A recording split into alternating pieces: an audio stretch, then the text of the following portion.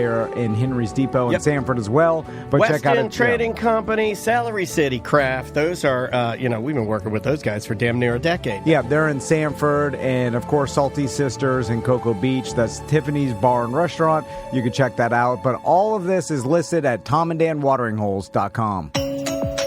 Welcome to A Corporate Time with Tom and Dan. I'm Tom. I am Dan. We are live on Twitch and YouTube, and we would like for you to watch us. So just head over there, like and subscribe, search for @TomandDanLive if you want to catch all the behind-the-scenes stuff and the live feed straight from the studio. So our Bad at Business Beer Fest is this Saturday. Mm-hmm. It's a completely free beer fest. It is. We have over 30 different breweries and brands that are giving free samples. Some seltzer, some cocktails in there. There's a THC seltzer this year. There's a bunch of different stuff in there. A lot of local craft breweries and just different alcohols that you can sample. Ones that we know, some Wayne Dench ones, a lot of good stuff. We start at 12 handing out the sample cups. We have gift bags, 500 gift bags starting at 12. And when those run out, you still have sample cups and wristbands. But the gift bags will have gifts from sponsors in them. So I suggest just showing up at 12, getting your gift bag, then going enjoying Sanford, maybe hit up Celery City, West End, grab some drinks, some food, then come back. I would get some food. I'd get a base. I'd go to my favorite eatery or a nice little, little small little place to grab a snack there. I'd get a nice base, make my way over with my cup and my wristband. We're going to have a lot of our sponsors out setting up tents that you can, they'll be giving out stuff. Oh, yeah. The Science Center's coming out. Mo DeWitt, Bussecker they bought a popcorn machine. Busecker's like, I'm going to give out some Mo popcorn. That's unnecessary. I like it. I like it. And we got some merch and some T-shirts. The event shirts are for sale. Bussecker looks oddly like the man that owned the popcorn store here in Orlando.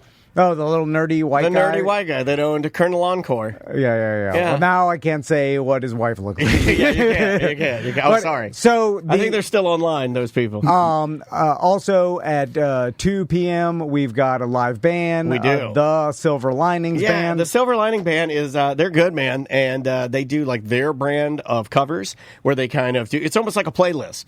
Yeah, and they kind of morph it together. It's really, really fun. You could yell out requests, and they will attempt to play whatever song you yell out. Apparently that's a thing. And we have live music, and then, of course, a bunch of food trucks and vendors, and this is a big street party. Then the very next day is Sofa and Suds, the Sanford Couch Races. The weather is going to be unbelievable this weekend. It's going to be so good. I think it's a high of like 68 on Saturday, and then like 72 on Sunday. That is perfect Beer Fest weather. That is perfect Beer Fest weather. So we lucked out. I was looking at that storm for a second, and I was like, please don't. I mean, because I'm never doing this again. If a storm, I knew you were. If a storm rolls through and then it's horrible weather and the events are ruined, and blows it into the sun. I'm like, I'm done. I swear, I was gonna tell everybody, I'm not doing it anymore. I can't do it. Yeah. Anyway, but this weather, we're doing it one more time. Yeah. One more time. We just need people to show up. That's it. Indeed. I think at this point in time, we just are worried about people showing up. That's why we're doing a bunch of media. Hey, grab your ID and come on out. We'd love to see you. We have Chris Crespo here. How you doing, Chris? What up? From Cinema Crespediso podcast. Very good to see you. Thanks, guys. Good to see you, too. We're going to talk some movies, but before we talk movies, we have to talk about the Tyson fight. I'm glad that you're calling it the Tyson fight. Yeah, I'm glad you're calling it the Tyson fight, though, because, putting his name first. Well, he's the reason for the season. He's the reason for the season. Yeah, but, exactly. I mean... is he? I don't know. Also, I'm sure everybody saw it. Jake Paul won by decision. It's hard to even call that a fight. Right. It was the worst boxing match I ever witnessed. Even it was the worst streaming event I've ever witnessed. I mean, the ladies. Yeah, Daniel said he couldn't even watch it. I mean, I think Chris and I are in the same boat. I couldn't even stream it. Yeah, I it wasn't couldn't working get on my Netflix stability to settle. I watched it from my Xbox downstairs. Tried Netflix there. Then we tried Netflix Apple TV. That didn't work. Then we went upstairs and tried Netflix again, Apple TV upstairs. It's just nothing. It would play for like 15, 25 seconds, and then it would like either buffer or it would pixelate or it would freeze or it would back out of the entire app itself. Yeah. It was a mess. Yeah. I heard a lot of people were having problems. I was getting the pixels, like it being all you're lucky. The lower quality. pixelization. You're lucky. You're the lucky 1% if you could get the entire thing pixelated. You were watching the Minecraft. You could actually watch it. Minecraft Tyson. yeah, but it was going in and out. But I was able to watch it, and I was at the Sweet Rosie Perez, massive boxing fighter. Okay. I had her on there. Let's talk about it. She's a huge boxing fan, but I wouldn't. The commentators. Yeah, Morrow is a boxing guy. I also know him from WWE, the main commentator that looks like sort of like an aggressive nerd lead singer of the Descendants. Kind of looks like Milo, with the big glasses. Yeah. So, okay, I have a bunch of things. Yeah, I thought about this all it. weekend, and I watched the whole thing. And by the way, it started like they didn't even start fighting until 12:30 a.m. Too late. Way too late. Way too late. And so I thought I was going to miss the fight. In fact, I text he Daniel. texted me like 10:30, and I had already abandoned it. I abandoned it at like 10:30, 11. I was like, I can't keep doing this. I'm going to bed. Yeah, I'd hit the A the button. fight was 2 hours after that. Yeah, I was hitting the A button like 75 times. I was like, this is a job. It was annoying. Oh my god. So we got out the Avett brother. We went to St. Augustine to watch the Avett brothers, Nice. and I was like, I saw that the whole event started at 8 o'clock.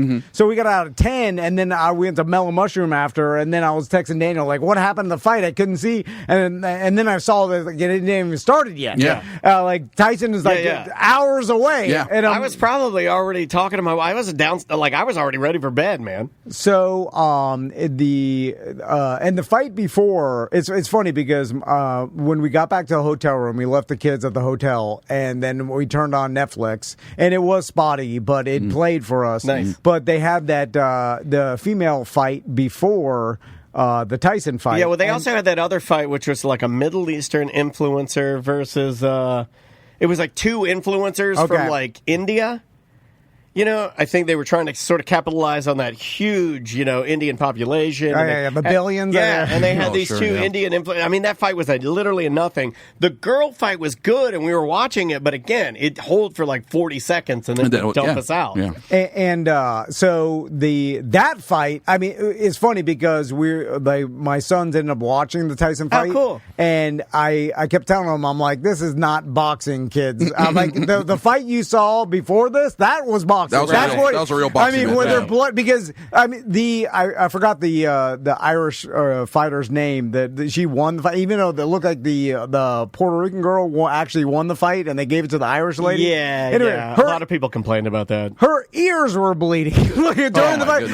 The trainer, excuse me, your brain is bleeding out of your ears, man. The trainer was wiping blood from her neck, and I was like, "Where's this blood coming from?" For every hole she has. And so I'm like, that is what happens after a real fight. Yeah. Like what you saw Tyson and Jake Paul, that was a sparring match. Pretty much. That was a lazy sparring match. Yeah. So I mean, you beat up old guys. You did it 20 years ago. Now, before the fight, of course, it made all the social media Tyson's big black ass when he turned around.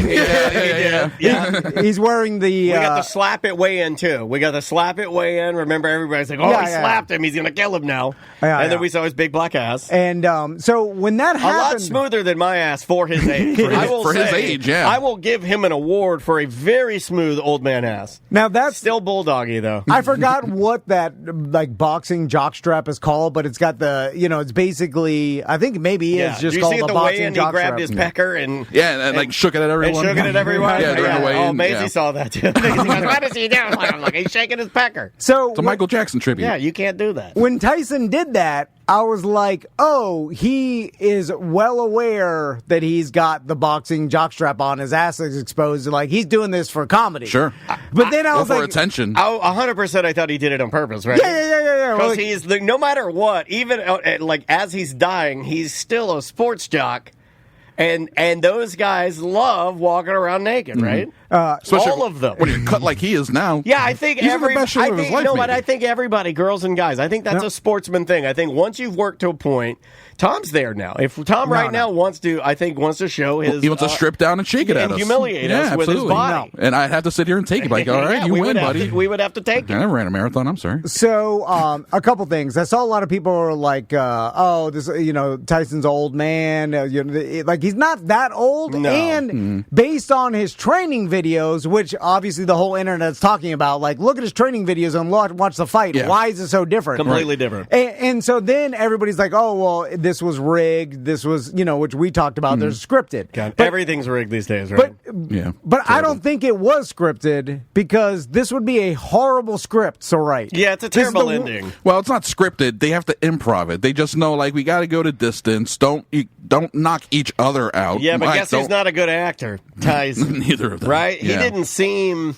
Did it not seem like you and I were talking a little bit about it this morning, and like I guess just to cut to the chase, it seemed as if Jake Paul wanted Tyson to more, give me more, but we weren't going to get more, and we got what we got. Maybe Tyson was. This is just going into the whole conspiracy thing. Maybe Tyson was quote afraid to go in on Jake Paul. Goes like he hit him that one time. I saw some clips. He hit him in the first round. He jabbed him. Paul stumbled, and then he just like let him go and reset instead of following up with like an uppercut or something that he would normally do. Right. And the rest of the match, he's like, well, I can't hit this guy that hard. He's a glass jaw. And Tyson doesn't fight with a reset. Tyson usually, once he gets you stumbling, he just continues forward. Yeah. He's trying to end everything as... Normally, he tries to end every match as quick as possible because he has asthma. He said this before. He likes to end matches in the first couple rounds because then he gasses out super fast. That's probably part of why they did 2-minute rounds, only 8 rounds. Yeah. So I'm going to distance. I can't go 12 rounds, 3 minutes, and at this age with asthma. Although it did not seem like he was that gassed. Although that one part where he started crying and screaming, did you see that where they zoomed in on him and he's sitting there and he's at the corner and he's sitting at the corner and then he goes and he does like a weird cry scream. I did not see that. Oh yeah, go back and look at that. Wow. It's weird. So I'm commentating to my family as I'm watching this, and I'm watching this fight, and I'm like, lucky them. They got the real broadcast. Man, you should have taped that. So I'm like, they're setting this up. Tall Man Live. We've got Tyson up against Jake Paul. Up in the ropes. Because I was telling them, He's doing the old rope down. I was like, this is being set up for Tyson to knock Jake Paul out, and the last, like, they're making it look like he doesn't got it anymore. He's too super tired, and then I'm like, watch. I'm telling Crystal, Max, and Tommy, I'm like, he's gonna come out after round 6. You're like trying to predict the script almost. Yeah. Because I'm like, there's no way that they both decided it was going to be this boring the whole time. You know what I'm saying? Like, well, that we can agree on. Yeah, that's why we all know that. Like, look, Jake Paul wants it to be more entertaining than this. There's two things that are absolutely definitives here. One, they didn't want any streaming issues. Yeah, that was, and then 2, they wanted an exciting fight. Those are the 2 definitives, and I think they blew it on both. It seems like, Now the streaming issues may be a good thing for them because that means it totally overran their entire system because so many people were tuning in. Yeah. So although they didn't want obviously people not be able to watch, and they're just foot on the gas. I mean, they announced this morning that Beyonce is going to be the halftime performance on those Christmas streaming games, and I'm like, well, because you just announced that, and people love Beyonce, you better buy a couple more servers. It's like us. You better buy some batteries at Walgreens. They have Monday Night Raw starting in 6-7 weeks live every Monday. They better be nervous. I'd be really nervous because every single streaming thing I've ever watched on Netflix, and I've watched 2.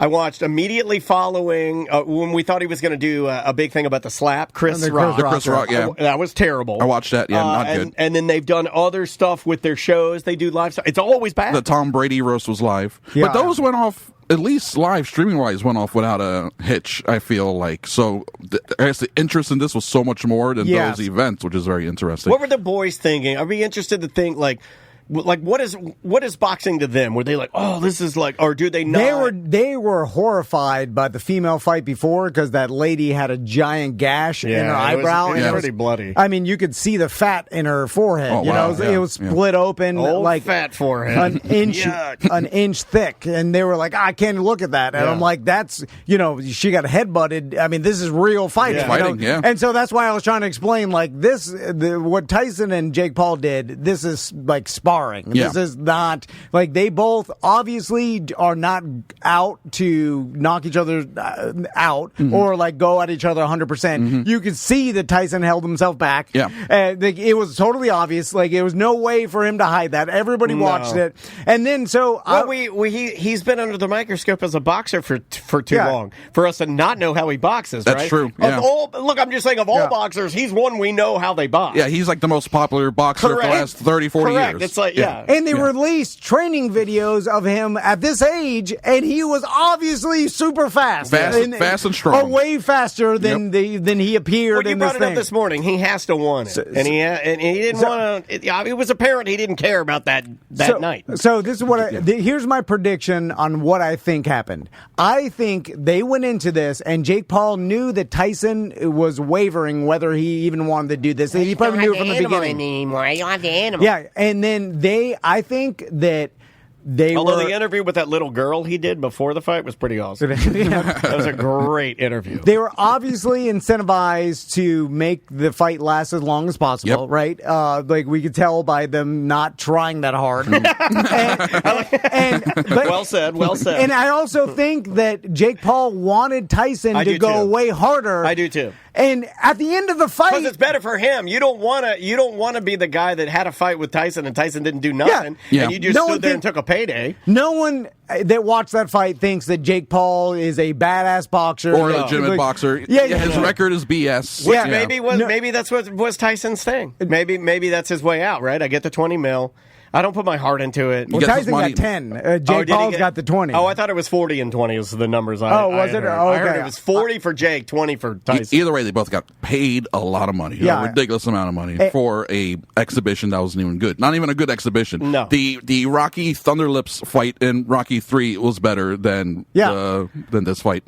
Someone paid $2 million for the tickets to that, and they got like super VIP. I read an article about some that's lawyer. The new thing. Cows and Cabs had super VIP. Yeah. I'm getting that next $2 million ticket. It's like $1,000 ticket. Could you imagine paying $2 million to watch that boring ass fight? Oh, terrible. People ask that, and I'm like, I'm going to start saying yes, I can, because I think the positive thinking of thinking that yes, I can will be more beneficial to me. Go, no, I can't. I'm poor. Manifest that for yourself. Yeah, I'm going to do it. Absolutely. So anyway, this is what I think happened. I'd have been mad though if I went and paid anything even close to $500 a ticket. I'd be very, very mad. Very mad. And I think that they went into it where it was Jake Paul wanted Mike Tyson to try harder, and they didn't know how hard he was going to try. Yeah. And then during the fight, it was obvious that he wasn't because trying. You can't really ask him, right? You can't pull him aside and be like, "Hey, Tyson, so you know what we're doing tonight, right?" Because that is like not real.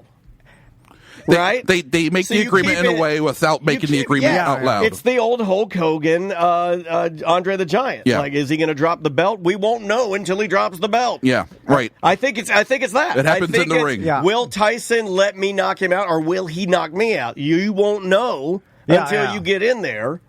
Yeah, and he will decide when he gets in there. And I think he got in there and he didn't have the fire.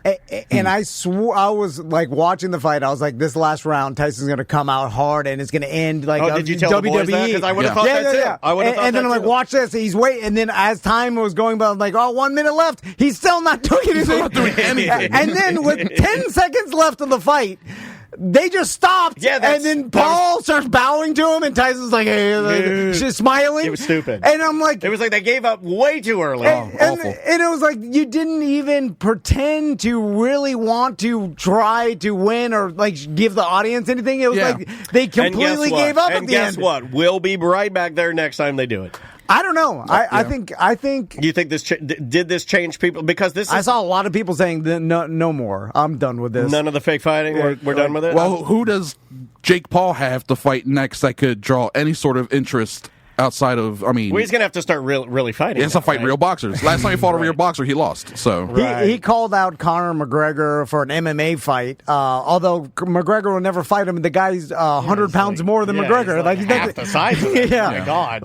Obviously McGregor's an insanely better MMA fighter, but with a 100-pound weight advantage, he's never going to get in the ring. What does McGregor have to win? He has no benefit. Why would you even do that? You're acting. You have a Lamborghini boat. Yeah. Unless he needs the money, which he probably doesn't. No, he doesn't. He's got proper 12. He's fine. Yeah. That guy, he don't need that. But I think he's done with fighting anyway. That guy's a drug addict at a party.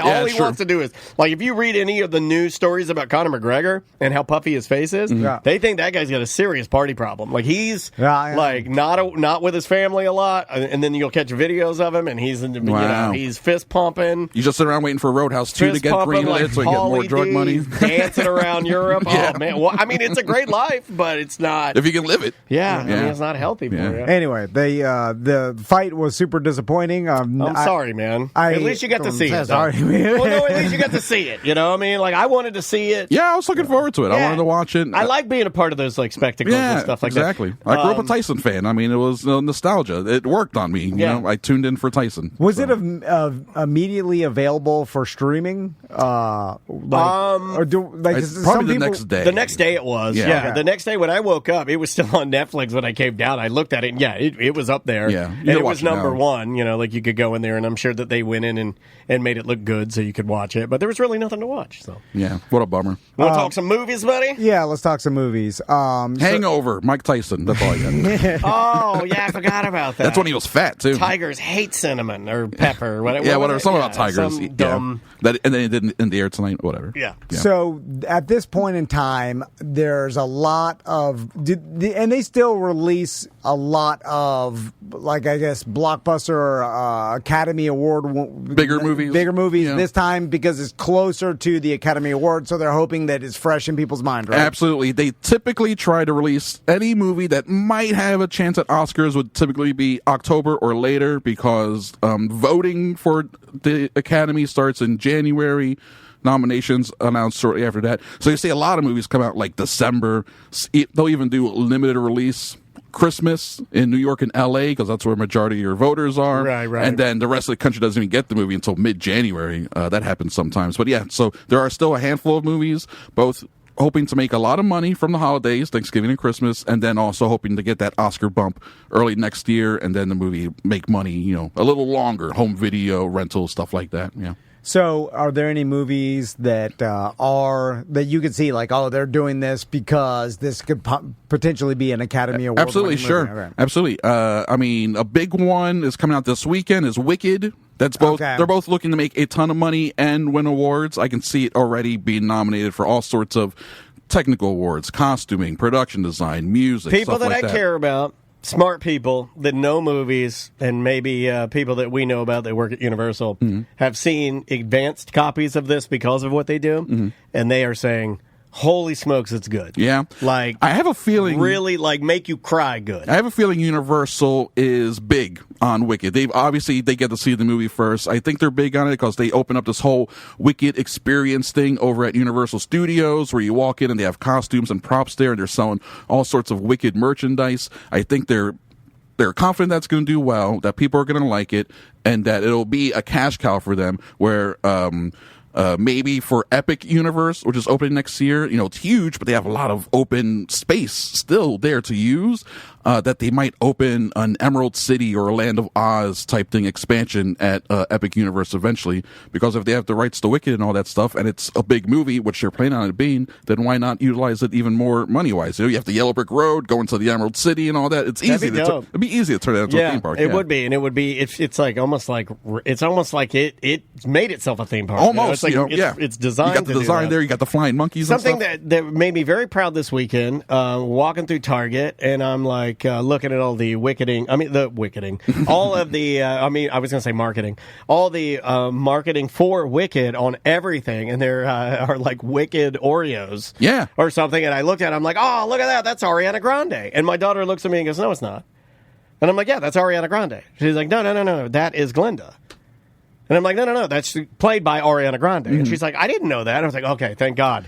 I like that. I like that she didn't know that. I like that she was just going with the character. Just happy that was Glenda? Yeah, I like that. Wow. Because that's the only bad thing that I've really heard about this is it's got Ariana, she's... I'm not a big take fan. her or leave her. I'm not a big fan of hers, but I have read online that she is great in the movie. heard she's really good. She's very funny. Obviously, she's a good singer. Oh, yeah. So, excellent vocalist. Yeah, I'm sure that she's great casting for the movie. So Wicked's coming out this weekend. It's going to be really big. Also, Gladiator 2 comes out this weekend. That's going to be really big. All right, so with the Wicked, Yeah. I have to go see this because You're not gonna like it. Crystal's sister, for her birthday, she just turned 30. She wanted to. Oh my God, take really? Everybody out to go see Wicked and then go to dinner after. At So- least it's going to be quality. You may not like it, but it's going to be well done. It should be. I mean, it's going to be expensive, that's for sure. yeah, musical, not my Not your thing. thing. Yeah, it is a full-on musical. Yeah. But it does have. I mean, I will say, if you picked one, the music in that one is better than most. But still, you're not going to like. I mean, it must be good because how long has that Broadway show run for? 30 years? for a 20 years? long time. 20 years? Yeah, it's one of the longest Defying running shows. Gravity. That's the big hit from. Yeah, that, I think right? so, yeah. Yeah. Well, I said the same thing about Phantom of the Opera that I was dragged to. Yeah. 70 years. Stinks. Yeah. Mamma Mia stinks. All right. So I have two stinks. Wait, I this could can't be the imagine. Third time's a charm. Yeah, This yeah. is your third. You did Mamma Mia. Yeah. And For you me. you did Phantom of the Opera. And Yeah. now you're going to do Wicked. Just not into I it. guarantee you're going to hate this one too. So I don't even know what the plot of Wicked is. I pieced it together. Obviously, I'm like I knew it's the Wizard of Oz. Yeah. Like Break it down for us. Well, it seems like the Wicked Witch is misunderstood, and she is not as bad as they portrayed in the Wizard of Oz. Okay, and yeah. then Yep. it's about the two sisters' relationship, and but that's all I got. Yeah. Is that kind of right? I think so, yeah. That's pretty much it. Yeah, it's also perfect for your wife and her sister to kind of go to. Oh, sure, That's a very sisters, yeah, it's like yeah. coming of age, kind of turning 30. I can see it. I get it. Yeah, for Is sure. the 10 Man in this? No. Okay. All right. I don't think so. There's a lot of like Dorothy, none of that. Not really. No. No, it shouldn't be Dorothy. I mean, you'll get the wizard. That's Jeff Goldblum in the movie. Yeah. Yeah, it's more of Yeah. an origin story for Elphaba, which is the Wicked Witch. the Green Witch. Yeah. And then Glinda, who's the regular old standard. And she's a Standard princess, or she's a No, witch? they're too? both witches, right? Okay, There's she's a just a wicked- good witch. The and a one's a bad quote witch. good one, one's a bad one. Right, there's yeah. a wicked witch, and then there's the good witch of the. Where's she from? East. Is it the East? Yeah, Good Witch of the East, Wicked Witch of the West. I don't Because know. you have the alliteration, Wicked Witch of the West. I mean, come on, that's a lot of fun good. to say. That's Yeah. good. Is there a northern or southern witch? There here? is, yeah. The Southern Did they bring witch it up? Southern witch is Paula Dean. Northern Oh, she witch- said the N word. Yeah, she did. Southern witches are allowed to say the N word. So, what other possible? Sure, big ones. Well, like I said, Big ones where? Big ones everywhere. Oh. Gladiator 2, because the first one was the Best Picture winner. It's really Scott's only Best Picture winner. The guy has a very storied, amazing career full of big movies, but Gladiator, empirically, is his most successful one. So it's one of the only ones he's made a sequel to, which is pretty wild. Early reviews for that are very good. It's supposed to be very entertaining. The lead in it, Paul Mescal, is supposed to be magnetic, is what I'm reading, that he's A lot so of good. Caesar haircuts. It's a lot of Caesar haircuts. Denzel uses maybe some modern phrases in the movie, apparently, does which he? is pretty funny. Yeah, that's what I'm reading. He's like, you are on fleek. Yeah, that'd be great if you said that. Yeah. So that one, I mean, that could be He's really like- good too. And then they're telling him, they're like, kill him or not kill him. And they're looking at Denzel, and he's sitting up there, and he goes, Skibbity, Ohio. Thumbs down, skibbity. Skibbity toilet to you all. Now, is Big Fat Crow going to make a? Big fat cameo? girl. I love Big Fat Crow. I don't He think comes so. out there and he No. goes, Oh, I'll okay. be your champion, Skibbity. It'd be funny if his ghost came back from the first movie, but he's fat. Like, how'd you gain weight in the afterlife? What's happened there? Yeah. Tracy is saying, I heard he kissed a man, and that got cut out of the movie. Yes, Denzel does kiss a guy, and I guess maybe it was an improv moment. Give me that skibbity old ding dong. Skibbity ding dong. Did he do skibbity ding dong? Yeah, skibbity ding dong, that Yeah, mouth. did he do that? Apparently, I think he might have improv that bit, and then they're like, He improved a man kiss? so. Hey, that's gay. You're yeah. gay. 'Cause Imagine you're the actor working with Denzel, and all of a just sudden kisses you. Yeah, you That's reach called assault. You can't do that to ladies. not if it's in the movie. You know how many times I wanted to do Was that? that- Sam it was was here off for script. years. I wanted to lean over and kiss her. It was off script. It was a part of like all of a sudden you're You're just not allowed allowed to do that. It's like I was in the moment. What do you want me to do? Yeah, every woman I come in contact with, I want to kiss, but I'm not allowed to do that because that's called assault, Denzel. And if Denzel Washington leans in to kiss you, you have to kiss him. You have to. I'll do more than kiss him. I'll tell you right now. I'll give him that training day 69. I'll 69 him training days. And the whole time you're kissing him, you're like, this isn't even in the script. What the hell's happening? Are the cameras on? What are we doing? Oh, the whole time I'm kissing, I'm like, how does he stay so healthy? He's such a good kisser. How does he smell so good? And old people, their teeth stink. They do.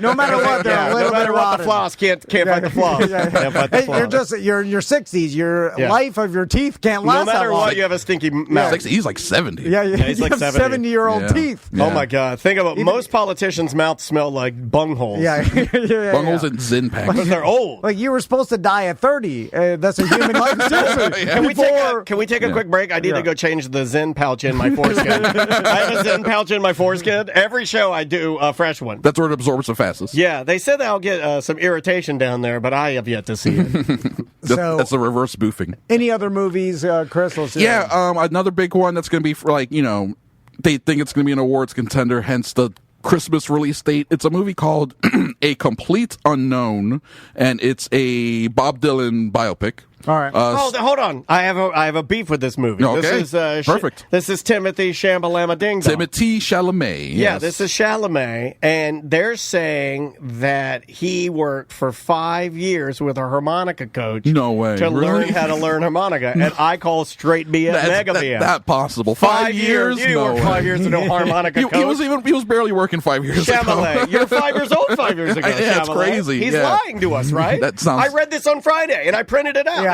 He was like in an interview. He's like, "Yeah, I worked with a body image coach and like body movements. I worked with a harmonica teacher for 5 years, so I could play just like Dylan." Well, first of all, Dylan plays horrible harmonica. Yeah, he's not that good. Yeah, it's not going to take you 5. I mean, if you'd said John Popper from Blues Traveler, maybe I would give you that Chalamet. Or maybe a little Steven Tyler. No one asked him honking on Bobo. They asked you to do this role 5 years No, ago? they didn't. Before COVID?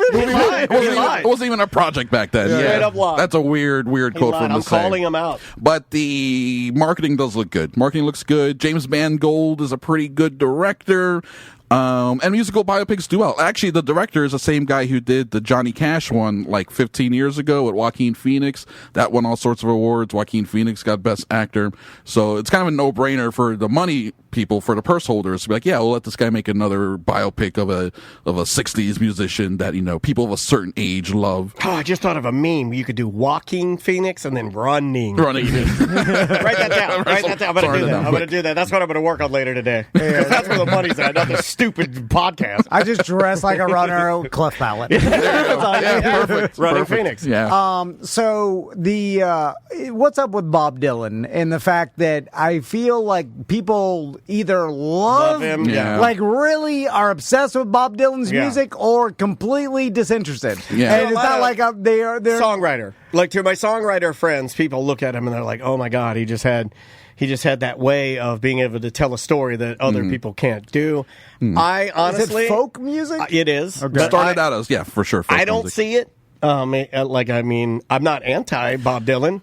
I think there's people that like people that love Bob Dylan, love the Beatles. It is very polarizing, and it's just like Tom said. I feel like not many people out there hate Bob Dylan. Either you love him or you're like, yeah, whatever. He sings kind of weird. Yeah, like he has a harmonica. I don't care. Yeah, you want an electric? Okay, cool. Yeah. He's fine. I think everybody's like, "Oh, Dylan. Oh man, without Dylan, oh man." I'm like, okay, yeah, whatever. That's fine. But the movie looks fun though. Did he have a super interesting life? Like, I don't know anything about Bob Dylan. I think one of the most interesting things about him, besides how he got popular in the 60s and 70s through music, is that he made up a lot of stuff about his life, and he was always giving people different answers. So he's a liar. He's a liar. He's a liar. Call it what it is. He's a liar. Why are we like, oh, he was just so creative with his backstory? No, he was lying to you about what he did. It's like, Bob, what do you do? He's like, I'm a rocket scientist. You're a liar. I was going to say he created an air of mystery around himself in a time before internet and social media, and when you could tell someone your backstory and it's completely fake, and how are they going to check up on you? They're going to drive to Missouri, to your fake hometown, to look people up. They just believe you. So he was a mysterious guy who wrote music that people liked and that just carried him through. Perfect time for him. You couldn't do that now, 2025, 2024. People be like, I can see your Facebook profile. I We can don't see your value parents on anything here. though now, right? Like we don't really value that. That's true. Yeah, But what I'm it's saying, a different time now. That's very like, true. besides from him being a liar, did he have any other No. interesting things that, like, I'm sure, like, he came up super poor had, and like he made had a it cool famous. aesthetic, Did he right? die? Yeah, I think it was his. I think it's his aesthetic. It's the hair. I don't think you can discount the hair. He had the little curly fro. He looked like you know? John Ralphio from Parks and Rec. I don't know how Bob Dylan died. Well, he did it, He's so that's not. how. He's alive right now. okay. Yeah. He's alive. That's why you don't know. Yeah, he's alive. Because he's right still now. alive. Yeah, Yeah. isn't that Okay. crazy? Yeah. So why we And never now hear from him? And right? now he wears like a cowboy hat, and he has funny facial hair, and he looks like an old man that be sitting out fried like a Kentucky Fried Chicken in like Kentucky. Yeah. like you look at him now, and you're like, whoa! What's you this look crazy. old retired man doing? I don't think he's making music anymore. Maybe it's possible that he just hasn't put out anything in a while. No, I maybe he's think just he still retired, does. or he does, or maybe just because we're not fans, so we don't hear about it. We No, know. that's exactly it. I still think he does. Does he still perform live? He does. Okay, Yeah. so the oh, Bob he's Dylan- such a ghoul. He is now. such a ghoul Wow, looking. you're a ghoul. But he still has his hair. So Wow, I Bob mean, Dylan's he looked better still if it went away. performing and still out there playing. Sure. Okay. Sure. I'm gonna yeah. go to this so everybody can. I want everybody to see him. Yeah, I never, you never see Bob Dylan at the Grammys or anything, or not that I could think of, or Right, or like, any sort of award shows. Yeah, it's not like if he I is think he putting out. has been. It's not like if he's putting out new music, it's getting played on the radio. Also, no one listens to the radio. It's like, how do people even hear about new music these days? You know, Spotify has never told me, hey, here's a new Bob Dylan release you may be interested in. So, how do you find? You have to be a fan of his already to know what he's up to. I feel like you have to be following him, or else. I mean, I feel like that's with any musical artist these days. Very little stuff gets put directly in front of you. You got to go looking for it. So, do you think this is a case where, like, the Oscars realize maybe this gets nominated and they bring Bob Dylan out to perform at the Oscars? Possible. Or maybe even, I mean, this is a further shot, but maybe even having Chalamet perform. I could see him agreeing to something like that. A Bob Dylan performance would get more attention from the older crowd. Oh, they should have Chalamet the God perform. Chalamet the God. From The Breakfast Club. I feel like that's an AI creation waiting to happen. So Chalamet Timothy the God. Chalamet the God. The God. Okay, I'll do that. I will do that. Do I make him in blackface though? Oh, that's for your own personal journey I think to I have decide. to do it. I'm not gonna. I have to do it to be disruption. You have to figure it out. I have to be disruption. Yeah. So yeah, I think that's gonna. I mean, he'll probably be positioned for Best Actor nomination. All right.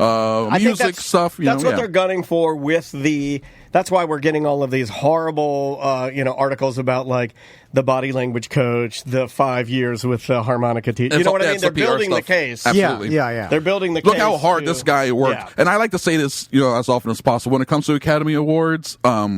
Replace the word best with most. And typically you'll find out who's going to win. He might not be the best actor, but he might do the most acting in that movie. Ah, that makes sense. And then that's how you end up getting, attention from everyone because you're doing something big and showy. You may not be the best. Maybe someone did a more subtle performance that's actually great and heartbreaking. But Chalamet is out there doing this thing, and he's got a wig on, and he's playing the guitar. And people are like, look at this guy. mixing up the medicine. Hey, Exactly. Oh, we love this guy. See,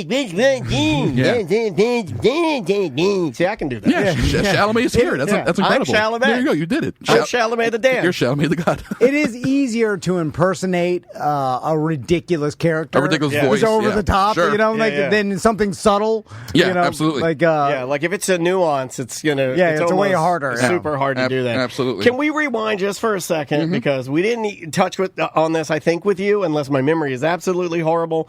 But what was the immediate fallout, or maybe the drawn out fallout of Joker 2? Oh yeah, Joker Folie à Deux. Because I remember when that bombed. came out, and you and I didn't get a chance to talk about it, but I was super impressed that Terrifier 3 made more money. I mean, Terrifier 3 crushed. Yeah, it outgrossed it on a fraction of the budget. I like what you did there. It did outgross it because it's a disgusting movie, It too. is disgusting, too. Hyper-violent Those movie. movies are so gross. They are so gross, but there's obviously a market.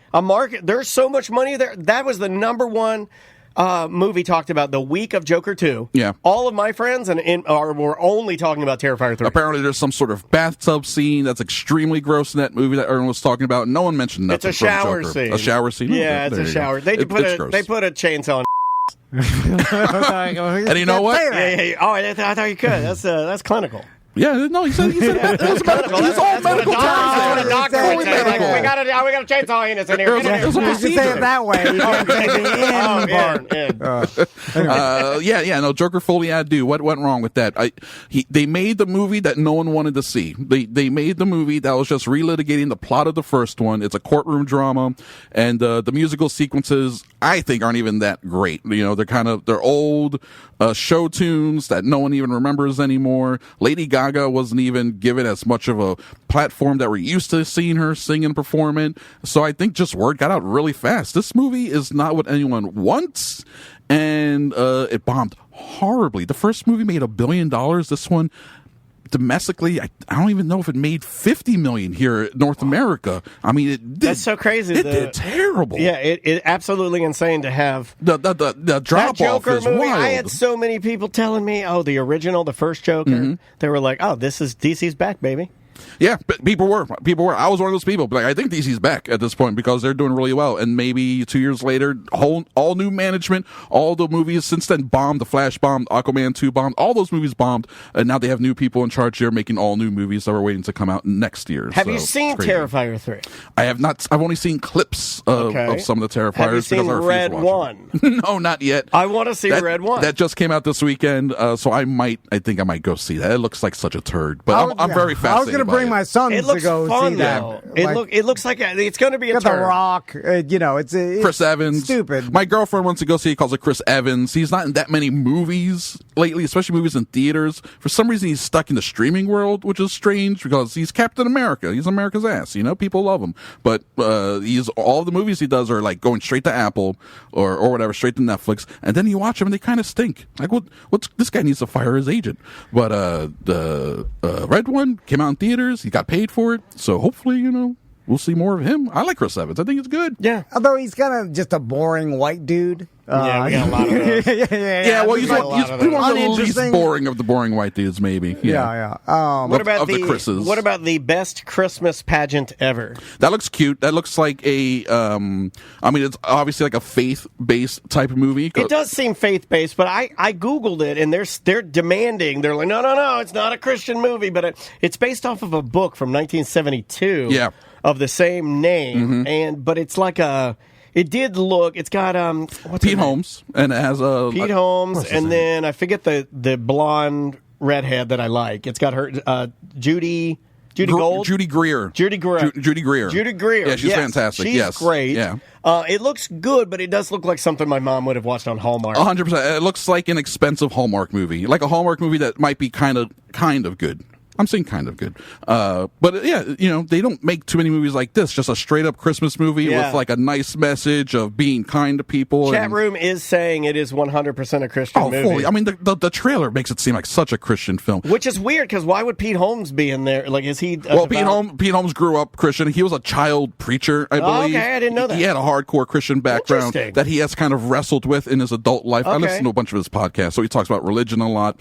And I don't know if he's a devout Christian now, but he has a lot of that stuff in you. I mean, you get brainwashed when you're in the church for 20 years. I know all about that. It does look very much like how I grew up. Like when I watched the movie, I'm like, oh, this is how I grew up. Yeah, a little small town put on a Christmas pageant. I mean, it looks ridiculous, but also looks cute. It also doesn't look like other faith-based quote Christian movies that come out lately, like The God's Not Dead, stuff like that, where it's all like we're taking a current social issue and we're hammered at home and we're driving our points in. It just seems like a type of movie where the message is be nice to each other, be kind, don't judge, kind of traditional. Have you seen Fireproof Christmas? The sequel? Yeah, it's about a guy who's about a fireman. It's about a fireman who's addicted to online pornography, and he tries to stop. He tries to stop fapping around Christmas. Yeah, and he's visited by three spirits.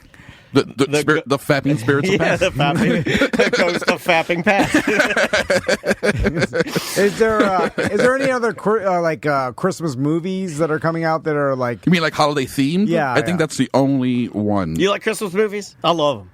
Love them. Well, it depends. But if you want to destroy all of them, go watch that T.J. Watt family Dix commercial where they reenact all of the most famous parts of all your favorite holiday movies. The Watts family. Okay, where is that on? TJ, JJ, all, the whole, and it's on like when you're watching football. There's like a horrible Dick's commercial, and he does the Santa Claus. You sit on a throne of lies. He plugs the lights in and the whole Christmas lights come out on the Dicks. The Esser's full. He does it all. The Watt family. You guys are terrible actors. Dick's still pumping a lot of money into their TV advertising. I'll tell you, horrible commercial. Then you go to a sporting goods store and it's empty. Like, there's nothing in there. Where are the people? I don't know about another Christmas movie, but I think, funnily enough, on Christmas Day, a big release for me is going to be the movie Nosferatu. That comes out on Christmas, and it's a remake of the Nosferatu film, a vampire film, which is essentially an unauthorized version of Bram Stoker's Dracula. It's like the same story. I think it's in black and white, and it's directed by the guy who did The Witch and The Northman, and his name's Robert Eggers. He makes very adult films, and the early reviews for this movie are through the roof. People are saying it's a masterpiece. I mean, they're hyping it up too much now. They're saying the movie is terrifying, the scariest film made since The Exorcist. I'm like, no way. Relax, guys. I know, exactly. So Christmas. With Nosferatu. Christmas he's got night, I'm hoping to be there. Nosferatu's got the, I read this over the weekend. Like a regular vampire, you look at a regular vampire, his canines. The fangs, are long. Yeah. But not Nosferatu. They're in the front. The front two are long. They're like a beaver. Which makes it way crazier. Way more animalistic. He's got beaver vampire teeth. He's the beaver pyre. Yeah. If you look up pictures of the original Nosferatu from like 1922, pictures of Count Orlok, like promotional pictures, it's frightening images of this guy who played a vampire back in the 20s. All those in favor of changing EJ's name to Count Orlok, say aye. Aye. All those opposed say nay. The motion passes. You are now Count Orlok. There you go. Well, Chris, we got to go. Okay. So if you want to hear Chris's podcast, it's Cinema Crespediso podcast. All you can find it where all podcasts are heard. Patreon.com/Crespediso. We also have the Who's the Baddie podcast, which I just started with Matt Opferman. Actually, he started it, asked me to produce it. It was all his idea. I don't want to take any credit.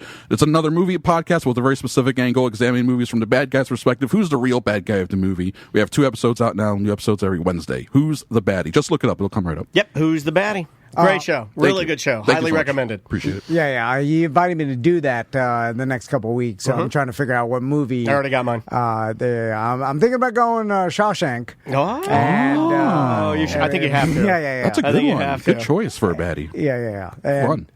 He mine. was crazy the whole time. You know mine. And you know that the grandma in Coco is the worst person in the world. Yeah, I think it's going to be an easy one. I hate her so much. Yeah. All right. We will see you in a minute. Bye. Welcome back to A Corporate Time. So, a while back when we did our 10-year ACT anniversary show, man, down in Sanford, we did an after party at Tuffy's Bottle Shop and Lounge. Yeah, we did. We were hanging out at the old Bottle Shop and Lounge at Tuffy's. And Dan from Tuffy's like, hey, I'm going to book this band that I think your listeners will really like. They're called Silver Linings, and they'll be playing at the Music Box for your after party. And always a plus when we get a band. Yeah. We're like, okay, great. Yes. The party continues. It's not just, we did our D and fart jokes. We got that out of the way. Now we're ready to have some drinks. Yeah, that's right, awesome. Yeah. Band on stage. So me and Daniel went to the after party. Unfortunately, we never got to see you guys because we were like talking to everybody up front. But everybody kept coming up to us and being like, oh, did you see the band? Oh, God, she's shaking my ass. And we're here to apologize. No, they were like, did you see him? Oh, man. Oh, Dan, you got to, Dan, you're mute. Dan, they're all drunk. Dan, you got to see this band, man. A usual night for the Silver Lining Band, actually. And a lot of people were like, oh, you should check this band out. Seriously, it was like an obnoxious amount of our listeners saying, like, hey, have you seen this band? And I'm like, no, guys, we didn't. We missed the band. It's actually our tagline, Silver Lining, an obnoxious amount of listeners. And usually I'd never listen to our listeners because they're drunk and on drugs. Right. Sure. Not trustworthy. And they've horrible people. Made horrible life decisions. I'm like, well, I'm going to take your advice. But they do like to party. They like to party. Yeah, they do like that is where they excel. But then I started to see listeners that are good at life talking about how good you guys were. And then I'm like, wait a minute.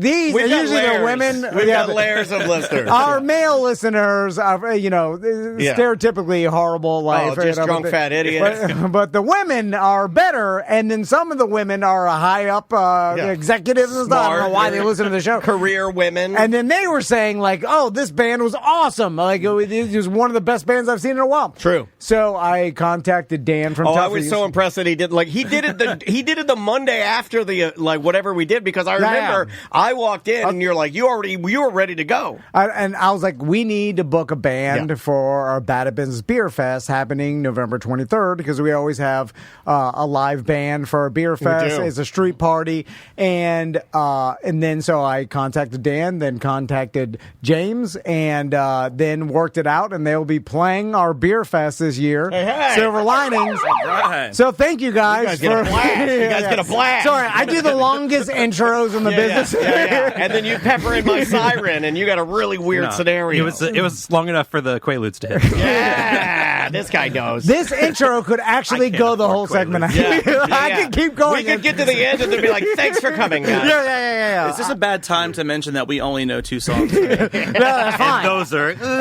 It's fine. Just keep playing them. Play them 6 times. We just did them on a loop. That's it. We have a loop pedal, the 2 songs, then we walk off stage. Well, hey, thank you guys for being here, and congrats on having a band that's worthy of our listeners annoying us to get booked. I mean, that's what you want, right? Is you want to be so good that people will go to people that they know need bands and be like, hey, these are the guys you need to spend your money on. So James is here. He's a singer, and Tony is the bass player, I believe. Hey. So let's talk about the band first, because you guys, and are you considered a cover band?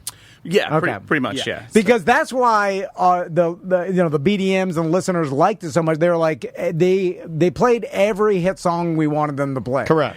And so let's also, start. they kept saying that you guys were like mixing songs. Yeah. A lot of mashups that we end up doing, too. Okay, yeah. So let's talk about the start of the band. Like, how'd you guys get together, and when did you guys decide, like, hey, we're going to do primarily 90s covers?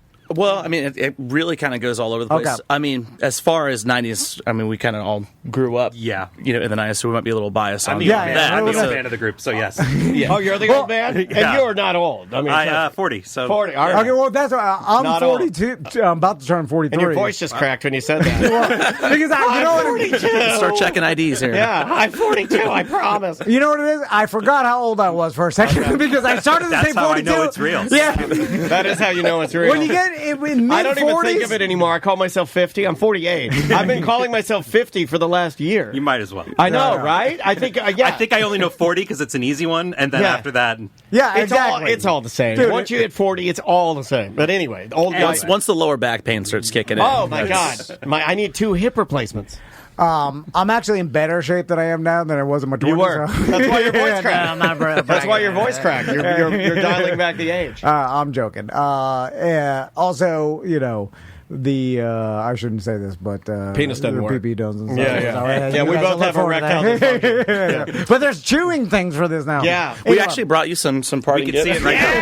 Yeah, oh my God! Back Don't to forget, business. The Yes, News Junkie yes. has Blue Chews. Use the code T&J at checkout. So, how'd you guys become this band? So this band kind of came what it was during the pandemic. So it kind of predates it a little bit. We all were part of different bands, but Tony and I were actually in another band called the James Ryan Band. Go figure. It was a really clever name. Yeah, I don't know where that came from. But we frequent a venue in Orlando that we would see the members that are in Silver Linings that ended up being. We would just say, hey, you guys play all the same songs. Like, it'd be really cool if we could play together, like in a band eventually, sometime down the road. And then the pandemic happened, and we were labeled non-essential. Everyone's in their house, and then everything started to kind of open back up again, and the venue opened up again. But some of the members what did of it other feel bands, like to be labeled non-essential? it was. What did it feel like? It wasn't to have people tell you you're not needed.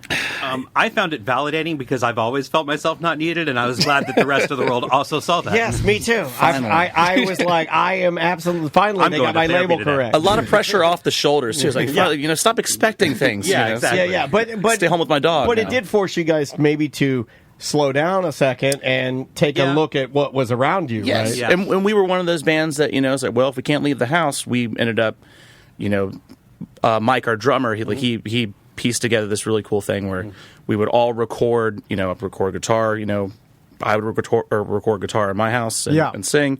He would do the drums, obviously Tony the bass, and then put it all together. So it was nice to kind of slow down and not have to. Which I think the Paramore cover is still out there. Was it Ain't It Fun? Is that what we did? Yes, and it's still underneath the James Ryan Band, but that was kind of around the same time that the Silver Lining Band became something. Yep.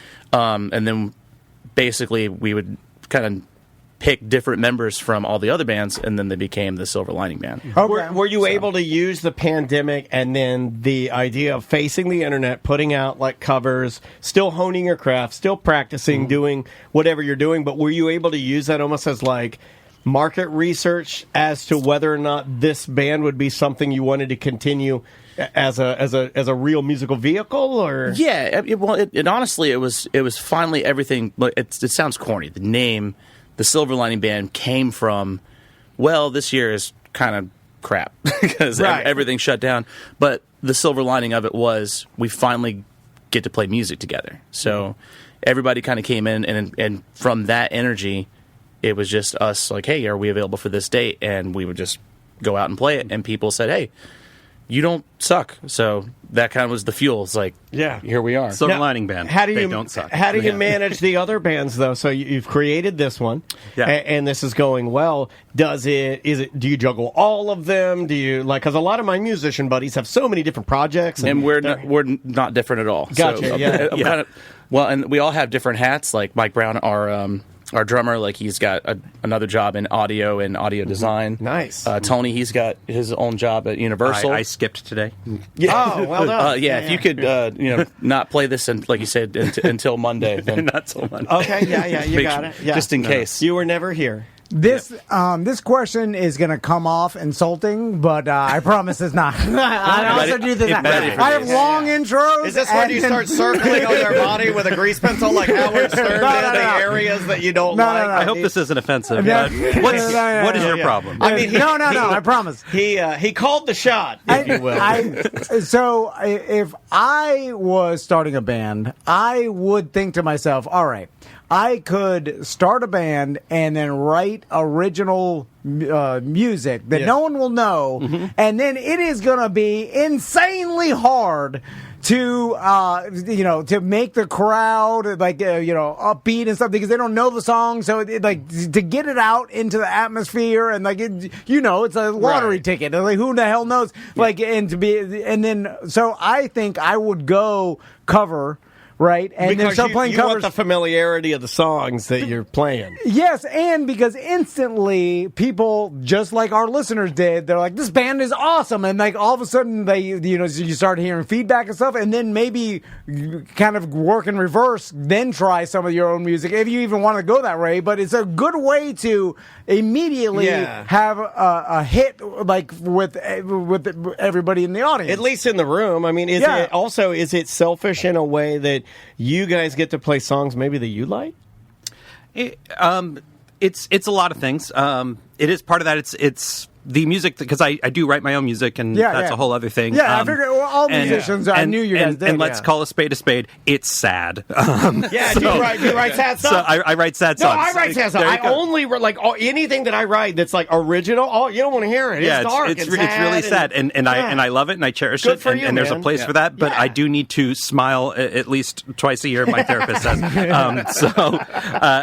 So I do that with this band, and also I play guitar in those other projects. But the first instrument I played was bass, so it's a way for me to go back and play bass. That was actually when they first, because I want to say the first time we played, it was supposed to be a one-off. It was, you were going to play a solo show, and they said, hey, can you do a trio? So Mike called me, and we met in Mike's house. This is a long time ago. In 2016, and put a set together in I think 4 that's, hours. I think that's cool. So how do you decide, do you look at this as purely we can make some money doing this? This is like a, quote, business band. Are there different variations of your, I guess, musical entrepreneurship? We do corporate parties, we do private parties, venues to, themed events. It's honestly, it's just wherever you need us, and if we can kind of provide a solution, just play music, then You know what it reminds me of, Tom, is we used to work with her in radio for many, many years, and now she owns bars in Cocoa. But our very good friend Tiffany Martin, and what's interesting about Tiff is that she got really smart, and she loved music for music. I mean, she's a true musician and a true singer, but she did realize that, like, man, if I start doing these conventions, I can survive and I can do this professionally. Yeah. I truly can live off of conventioning. And then she ended up moving to Las Vegas and just doing it professionally for like 10 years. I mean, that is a very viable business model. Yeah, it works. Get your together, James. That's I'm what you're thinking. I'm trying. Yeah. So, Can I say? And well, you said it twice, Tony. I got you. We're good. You can put Always the bass marker there. I'll Always take the care bass of it. one. I'm a drummer. I got your back rhythm section. But Bless you. So I feel like the key to a good cover band is song selection, and it's hard, it's though. almost the And timing. only key. You know, obviously, hard. playing the songs well, but selecting the right songs to play, I feel like, is really the root of whether or not the audience is going to like you. You know, and so how does the song selection work for you Great guys? question. I mean, it's Tony can attest to this. Sometimes I throw the full band underneath the bus because we take a lot of requests. It happens. And people will come, hey, play this one, and I congregate with maybe Mike, which doesn't deal with chords. He's all the rhythm. And then I'm like, okay, we can do it. And then I'll just go back to my microphone and like, here we go.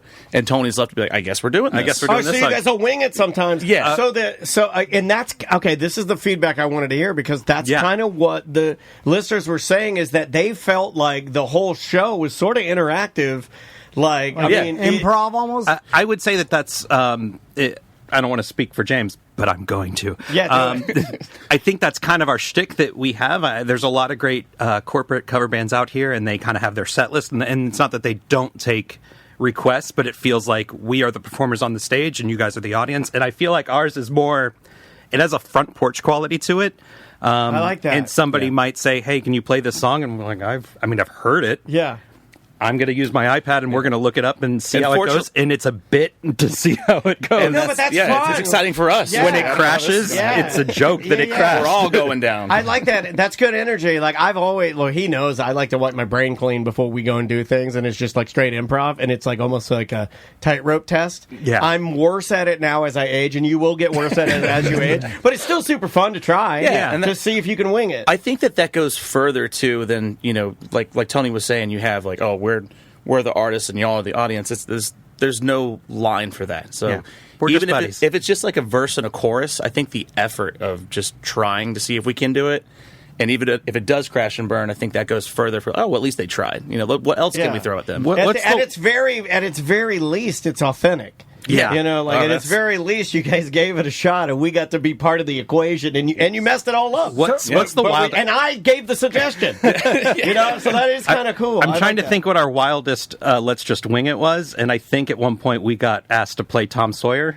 And we're like, we don't know it. And they're like, I'll give you $100 to try. And we did fairly well considering. And then I think we got to the bridge, and all four of us, because we had Sean, a keyboard player with us at the time, and we all realized as it was approaching, like, oh crap, there's a bridge in this song, and none of us knew it. Yeah. What'd you guys But it was a do? bit. Wu-Tang, Shame on the N-word. That's a great song. Harder to pull off. Yeah, that's a good one. I play bass. I don't have to say any of those words. Yeah. You'll be fine. I'll be fine. Yeah. In fact, you're really laying it down. I'm laying it down. Yeah, I got it's it. gonna be I great. got That it. says it a lot. I mean, Wu-Tang is for the children. That is a scientific It fact. absolutely So, and it's forever. So. Also And it's forever. forever. Correct, forever. So, but besides from the audience requests, what do you guys have some standard songs that you always play that you like playing the most? Oh yeah. Well, we don't like the bass player to get too comfortable. So, Tony does a really great job on Muse's Hysteria. So he plays that bass line, and it just doesn't stop for a good. How long is the song? 4 minutes. it depends. It depends how long we decide to vamp it. We just like for him to earn his keep. That's I mean, kinda any what's up. cover band that's going to pull out some Muse, that's fun. You got Yeah. to. Is there any band if people? I mean, I guess if you're taking requests, there's not really much that if you know it, you're going to try it. We're going to try it. That's pretty fun. I like that. We're going to try it, and the amount of money you tip is the higher amount we will try. Oh my God! Okay, hold on. It's like that's dueling a piano bar. piano. There is an element to that. Is that a fair thing to say? I mean, I think so. At one point, we had John was our bass player in the very beginning. I don't like that guy. I like a new guy. Yeah. I never liked John. He's doing fine in another band. I never in liked there, John. But that was during the pandemic, and I was locked in my room making really sad shoegaze. You know why John's not here anymore? That's He a took a fact. dump on Pelosi's desk. that's Yep. That's not true. we can either deny or confirm that right now. But no, it was just we're just glad to have Tony back. You know, that's it. Well, So. We love you, glad Tony. to be here. So is the whole set like requests, or do you guys start and then go to requests later? Like how's you It's kind of a lot of probes kind of out there in the beginning because we're like we don't know what type of audience this is going to be. It was the same thing for when you guys were there in that audience, where it's like if people are trying to turn up, it's like all right, well here's a lot of pop punk or here's a lot of rock, higher tempo type stuff. But then if people are just kind of hanging out, it's like all right, well maybe we'll start off acoustic and and grow from there.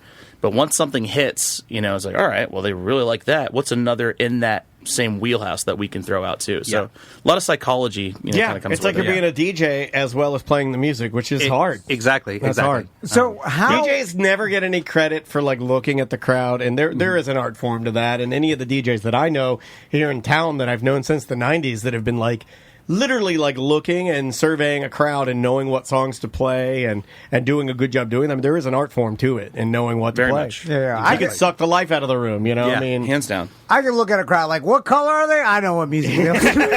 That's it. It's easy. Yeah. But on the Give boom him too bap. much I think credit. we should get him up there to sing the Wu-Tang. I think that's I'll do that. I know every word. He does know every word. And he can't say it, but sometimes he does. But he doesn't say that. And I think I can do it right now. I'll follow think up. this is It's never right. been a better time to try. Would you look at the time, you guys? I gotta. Well, where else are you guys playing? If go ahead. Well, no, I wanted to ask, when you, if someone requests a song and you don't know it, what website, what program do you use to learn it on the fly?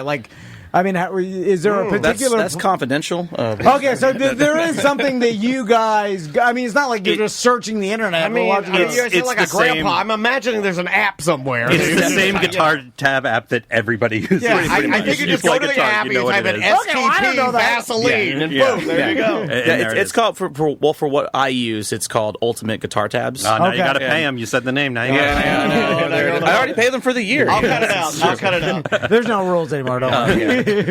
So Tony said a curse. You could say whatever you want now. Yeah, everybody in the chat room uses Ultimate Guitar. Yes, exactly, Yeah. exactly. And honestly, that's what kind of helps us in the improv, where it's like, cool, I've never attempted this song, but most pop music is like a 4-chord. Sure. 4/4 You can time follow patterns. You guys are professional musicians. Yeah, So. and so At least that's what we want you to think. and it's working. But going onto that app, it actually kind of helps. All right, cool. So it's going to be in the key of A.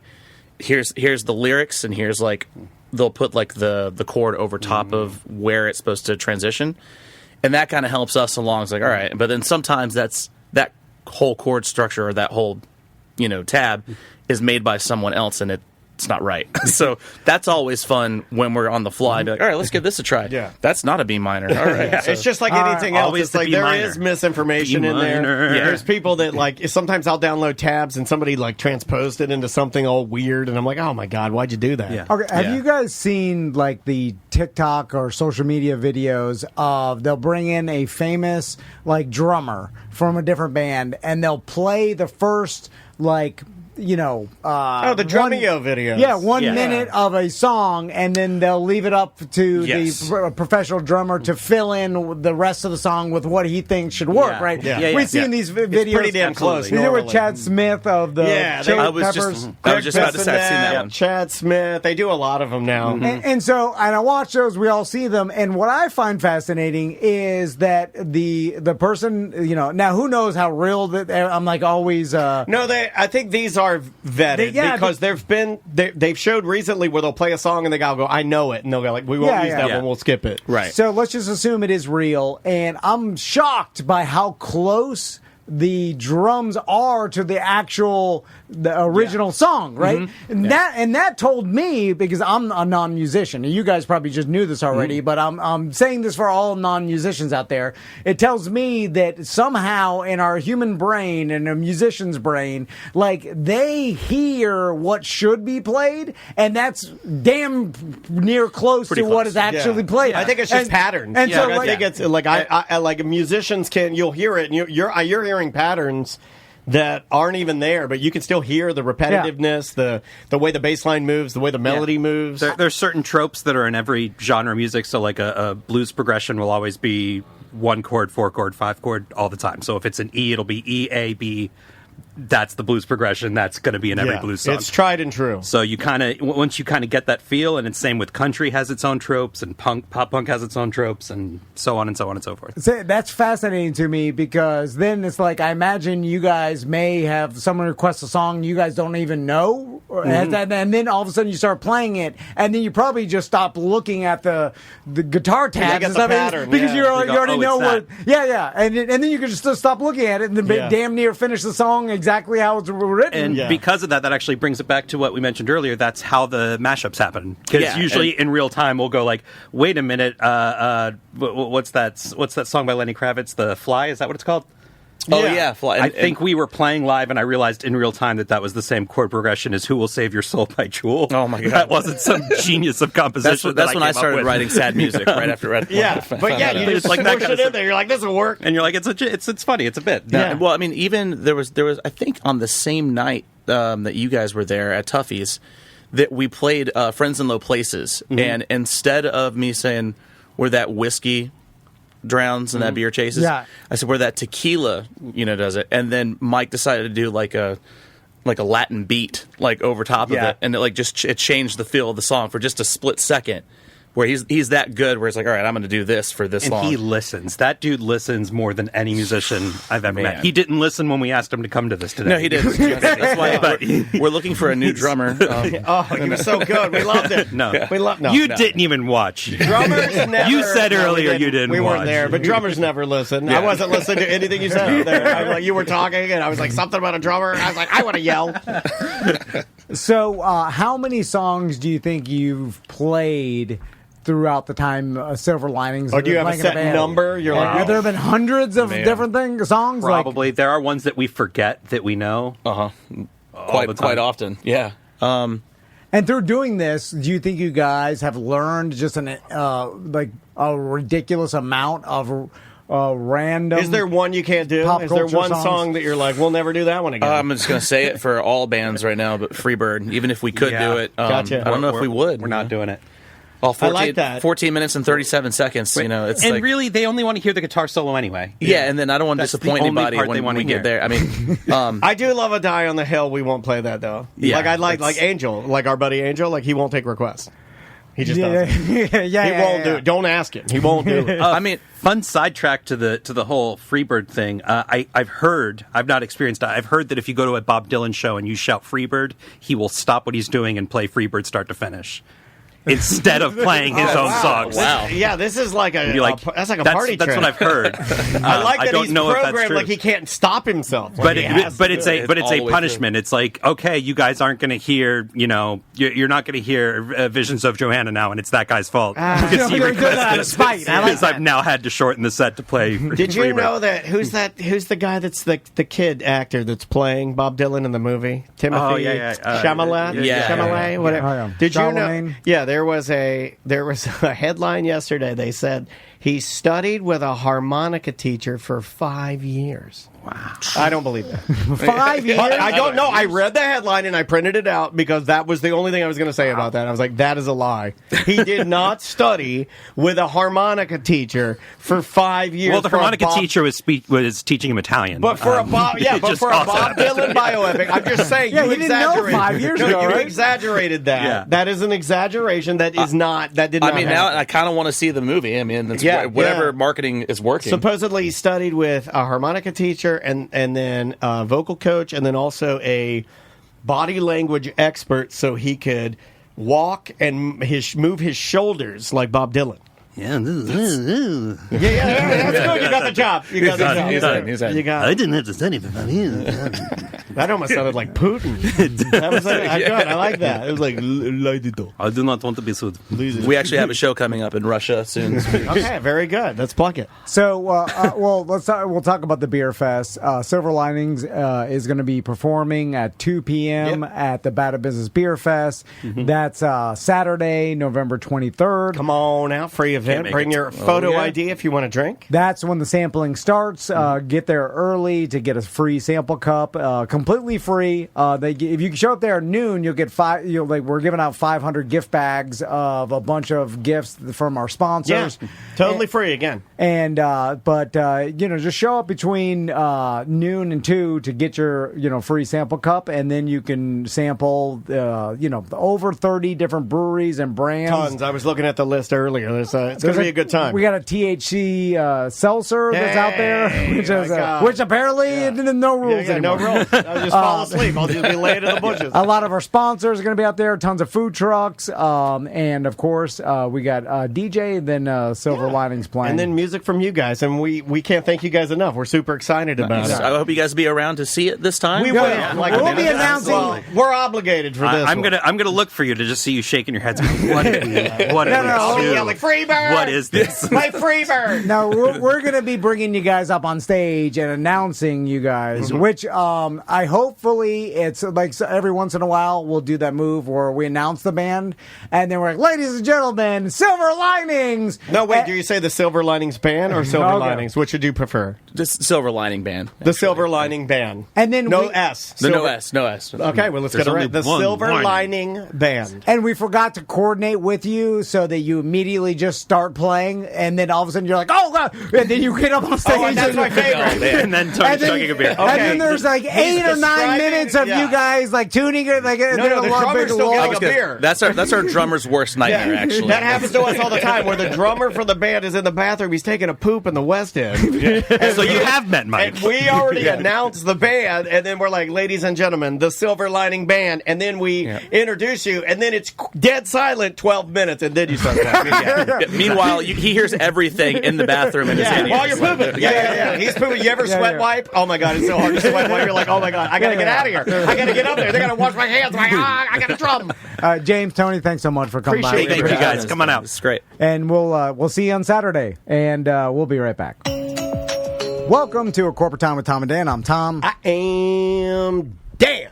We've got our Beer Fest this Saturday, and we've got Sofas and Suds on Sunday, the Sanford Couch Races. And for the first time ever, Mo DeWitt is going to have a couch in the Sanford Couch Races. That's a big deal. Which I assume Bustecker is going to be pushing it. There's a team together, Mo. Do you have any idea? I thought Bustecker was the couch. We're just going to sit on him. I've always wanted to sit on him. I know. So, I'm ready. How you doing, Mo? Doing well. How are you guys doing? Good to see you, man. Thanks for being here. First, let me thank you for sponsoring our Bad Business Beer Fest. Me and Daniel were talking about it. We believe, and we're pretty confident. We bet multiple thousands of dollars that this is the longest running, completely free beer fest in the United States, and maybe even the world. It could be in the even the world. They're a little more liberal with their beer in Europe. They're older, but I feel like.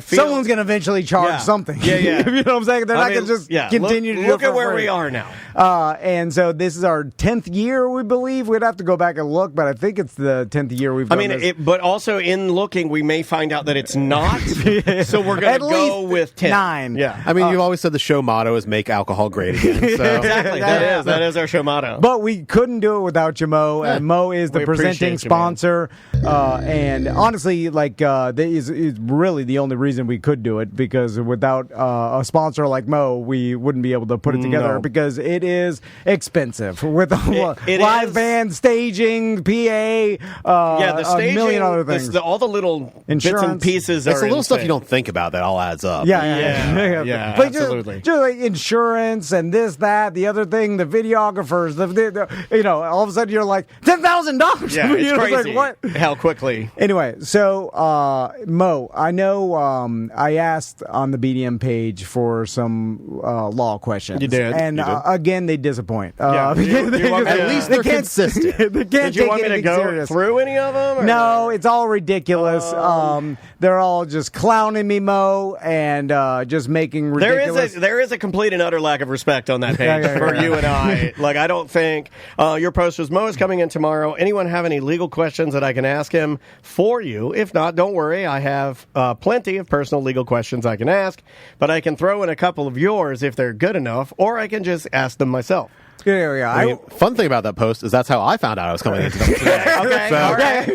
Yeah. I know, yeah. That's all. Mo, I got your back. You I know, appreciate it. even though some people drop the ball around here. Yeah. Tom Mann never drops the ball. Some people, I wouldn't go that far. Some people, it seems like they put maybe the what you offer and the flexibility and the travel and the fun ahead of maybe the things that they should be doing day in and day out. Daily observation. In Busdecker's defense, he does have a puppet to take care of. I mean, Yeah. he's got to feed that when thing. you're taking care of like Orlando's leading legal puppet. Exactly. I may drop the ball, but I'll do that move where I kick it up again. Yeah. Catch it. Let's go to Bumble Safe. So now they were horrible goof questions, and then one super sad one. And we'll read you that one. oh, boy. with- What is the secret ingredient in the flaming Mo? Oh God! I mean, don't put your cough syrup. dumb Everybody dad knows jokes. When clients come into your office, do you yell "Welcome to Mo's"? Okay. I did want to do a video with that, actually. Well, of course, there's only you know how many videos Mo's done? Of course, one time he thought about Welcome to Mo's at a certain point. He's done hundreds and hundreds. So based on what's happening right here, he's closer to the listeners than your dumb questions you're going to get. Hey, well, I did eat at Moe's one in high school. I ate there for 3 months straight. I had a stack of coupons for half off burritos. Did you really? Yeah.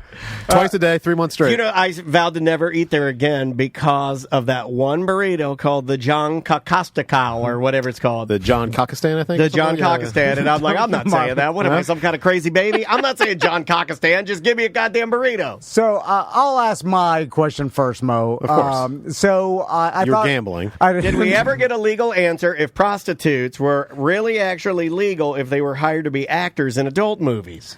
That's a good question.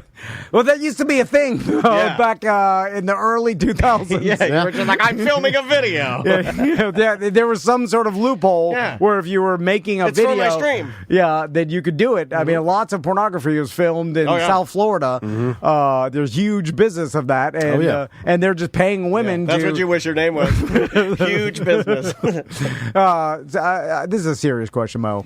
We're changing the tone. So I thought about this for a while.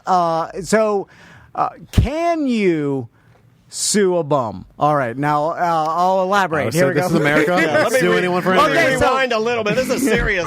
This is a serious question, Mo. So let's say that, and I'll put this in a more realistic question that could possibly happen. Are Say we suing EJ? Daniel? Let's say Daniel gets insanely rich somehow. Like let's say. Nah, I don't care about it. You know, he's riding a scooter one day, the old Walmart Oh, truck. yeah. Oh, my It's God. Tracy Morgan. Yeah. Anyway, so But I'll never be the same. he's got unlimited money, and then so he's got like a Lamborghini or whatever, and then some homeless man, mentally a homeless man, man. starts destroying it. Right, he destroys his Lamborghini. So of course the guy goes to jail for destruction of property or whatever. But then Daniel, just out of pure spite, Yeah. and he wants to sue him civilly for the. So I want to continue this. Yes, for the That million. does sound like me. I do like to see Very things spiteful. through. I do like to see things through. And it's like let's say he's estimated the damages at $1 million, right? And so Fancy scooter.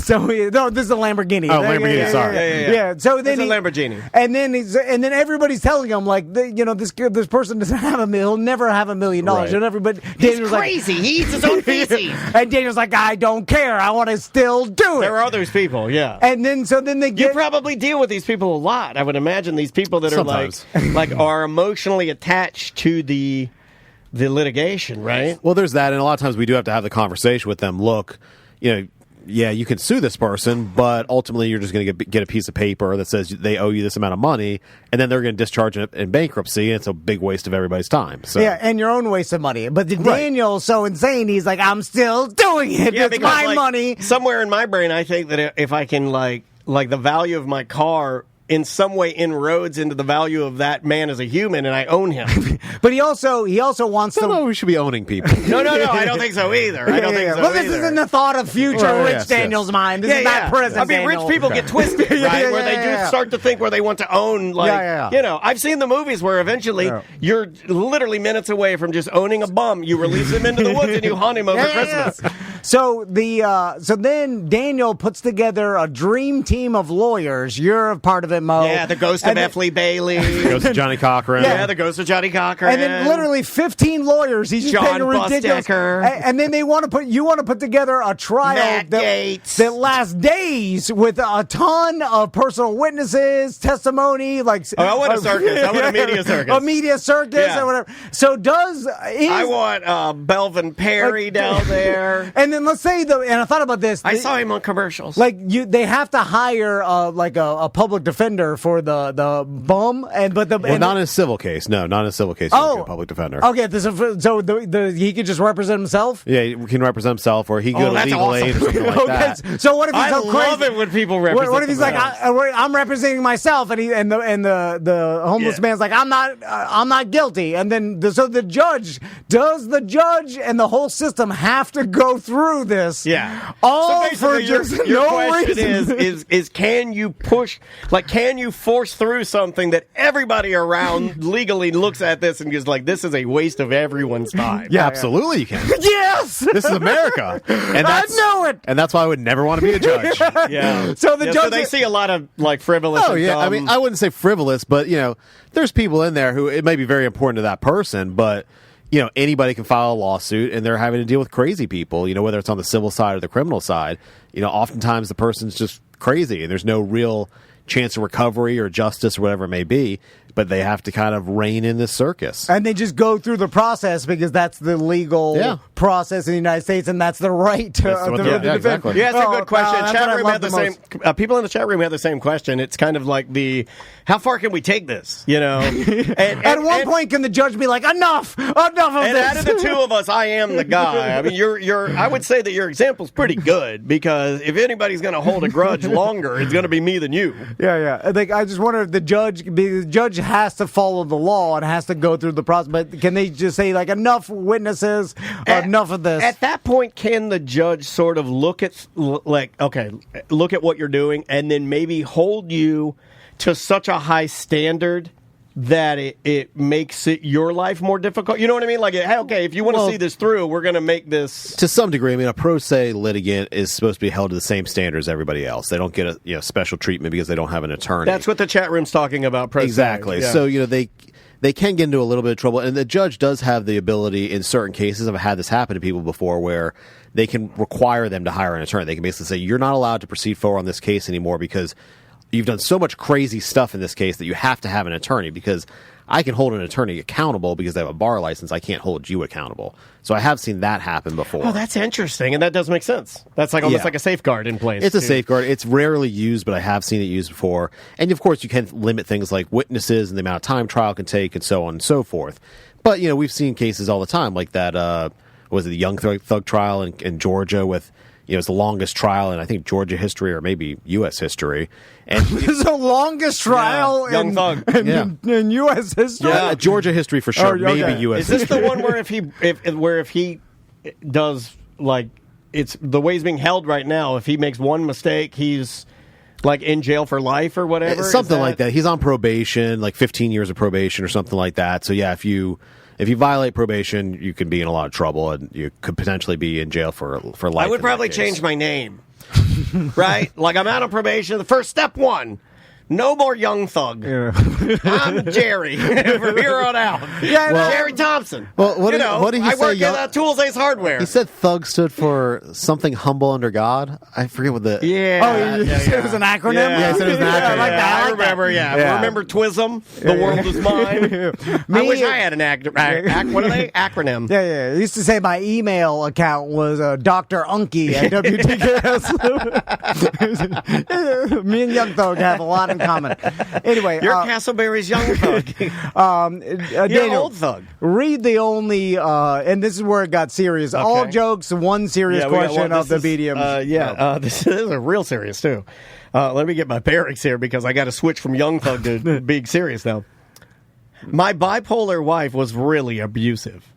We are divorcing, but I worry she will go into another manic episode and start effing with me again. Is there anything I can do legally that's less dramatic than a restraining order, but will make her think twice about doing stuff to me, like sending naked photos to my family or calling me names or attempting to blackmail me over stuff I've done? I have been living a nightmare most of the year. I really want it to stop and have protection from a mentally ill person that is unpredictable. I kept lots of evidence of her abuse, but I don't want to stir the hornet's nest. She doesn't even know what I have because she will burn the whole world down to hurt me if she feels like she might pay for any of her actions. Okay, sorry, I was not laughing at that at all. So this is like a baby reindeer type of scenario. Yeah, it is. Yeah, I mean, obviously you can get a restraining order or an injunction, but he's trying to avoid that. And really, to answer that question, you kind of have to look at his case in an aggregate level. You have to kind of look at everything that's going on and that's rough. what's at stake essentially. And so maybe there's certain things that you can kind of use as leverage to try to push things forward. Now, ultimately, in a case like that, in a divorce case, if you're kind of dealing with a person who has mental health issues on the other side, the best thing you can probably do is just push the case to trial because it sounds like if they have those kind of issues, they're not going to be logical, they're not going to be reasonable or agreeable to reach an agreement. So you just need to get the case in front of the judge as fast as possible to get it resolved. Is there anything else besides an injunction to stop her from doing those kinds of things? Maybe, maybe not. It just depends on exactly what she's doing and the overall specifics of the situation. She sent a picture of my Pekka to my gram. Now, she sent my Pekka to my gram. Was it new pictures of her or him? I don't know. I just wanted to scream that phrase because I think of how there is revenge porn and things like that. Crazy you would feel if you get a text message from your ex who's like, "I just sent your Pekka to your gram." Oh my God, I would melt. You know what I like? I like a good letter sent by a lawyer. Sometimes that works. You know, sometimes it does work. Hey, like sending a letter. Like, hey, from a lawyer. Why don't you cool it out? But with these kind of people, it doesn't work. I mean, I've dealt with some pretty crazy stuff, over the years. I had one guy actually, and he said I can tell the story, but I wouldn't identify him. Where his ex-wife during the divorce went around his neighborhood and handed out leaflets with his photo on it, saying that he was a convicted sex offender, which he was not. He was absolutely not. Yeah. And absolutely crazy stuff. I'm going to do that to you if you ever stab me in the back. I'm doing that to you. I mean that is straight up defamation. It's by the letter of the law, defamation. Can you tell with physical? Was there an outcome to that? Like, was there a? I mean, they were in a very messy divorce for many years. It was back and forth. There was injunction filed. And I'll tell you right now, though, the sex with a woman that passes out pedophile flyers for you is good as hell. Yeah. Well, that's how it's mind blowing. That's how people like this end up in this situation. You're sitting there, you first meet this lady at the bar, and then you're like, she's kind of crazy, but I bet it's good. That first night, you bring her home from Primrose Lanes. Oh my God, your bullet strikes all night. I think you hit the nail on the head right there. That's pretty accurate. Yeah. Oh my God. And then sometimes it's worth the pamphlet, though. Hold on.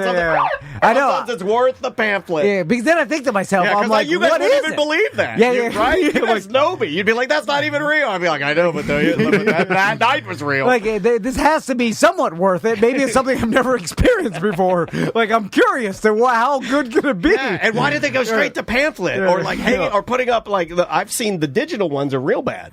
Because they're quicker, I feel like. Like they take, like it's like you got like dandennis.com, you go to it, it's like the worst thing. It's like it's like just a ChatGPT bio of the worst human ever made. I like it when the wife or husband, usually it's the wife, goes on and then on their husband's Facebook page or ex-husband. Oh, we saw this. And then they start posting as him. They're like, this is Brenda. And, and then we saw this. I'm going to say this. And then she locks him out because he didn't know his password. I'm going to say a real phrase I read on Facebook one time. It said, he cheated on me and he lied about the autism.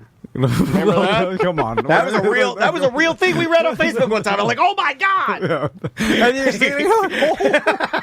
And he's locked out. He can't even do anything. He's locked out of his own Facebook. It does, when you see stuff like that, make your own day better. I'm just at least I'm not dealing with that. Yeah. Like, this is pretty, like, at least you're not having, you forgot your password. All your coworkers are like, hey, buddy, you look at your... Or you go to your buddy's Facebook and you're just scrolling, right? You're scrolling and I scroll through you and you're like, hey, we're looking for questions for Mo on the BDM group. Oh, okay. And I scroll through a little bit. Busdecker is, with his wife doing something. Oh, look at them. And then you go down a little bit more. And then what do you see? You say, guess who's sleeping with any loose whore in Lake County? and it's a man, right? It's like a guy's picture. And you're like, oh. And then you realize that the wife has control of the Facebook, and you're like, well, this is going to be an awesome Tuesday. This is going to be a fantastic Tuesday. I like it when you're eating your lunch, or like days later in your bay or whatever, and then some coworkers like, hey, did you see what your wife posted? You're like, no S. This is days ago. Of course I saw. It was the worst day of my life 3 days ago. Just trying to enjoy my sandwich. Let's do one voicemail for Mo, because we did get one. We have a voicemail. Yeah, we're stepping things up here, man. We got a voicemail for you. If you would like to leave Mo a voicemail, you can do so by calling 1-844-TOMNDAN, or you can get our free app and leave a mediocre message. Here is our Mo question. Hey, good morning, Tom and Dan. This is BDM Alex. I saw your Facebook post about questions for Mo, and I have one for him. I was reading in my local Facebook group that a woman was complaining about getting hit by a bicyclist on a mixed-use trail. Apparently she was walking, and this bicyclist came by and hit her.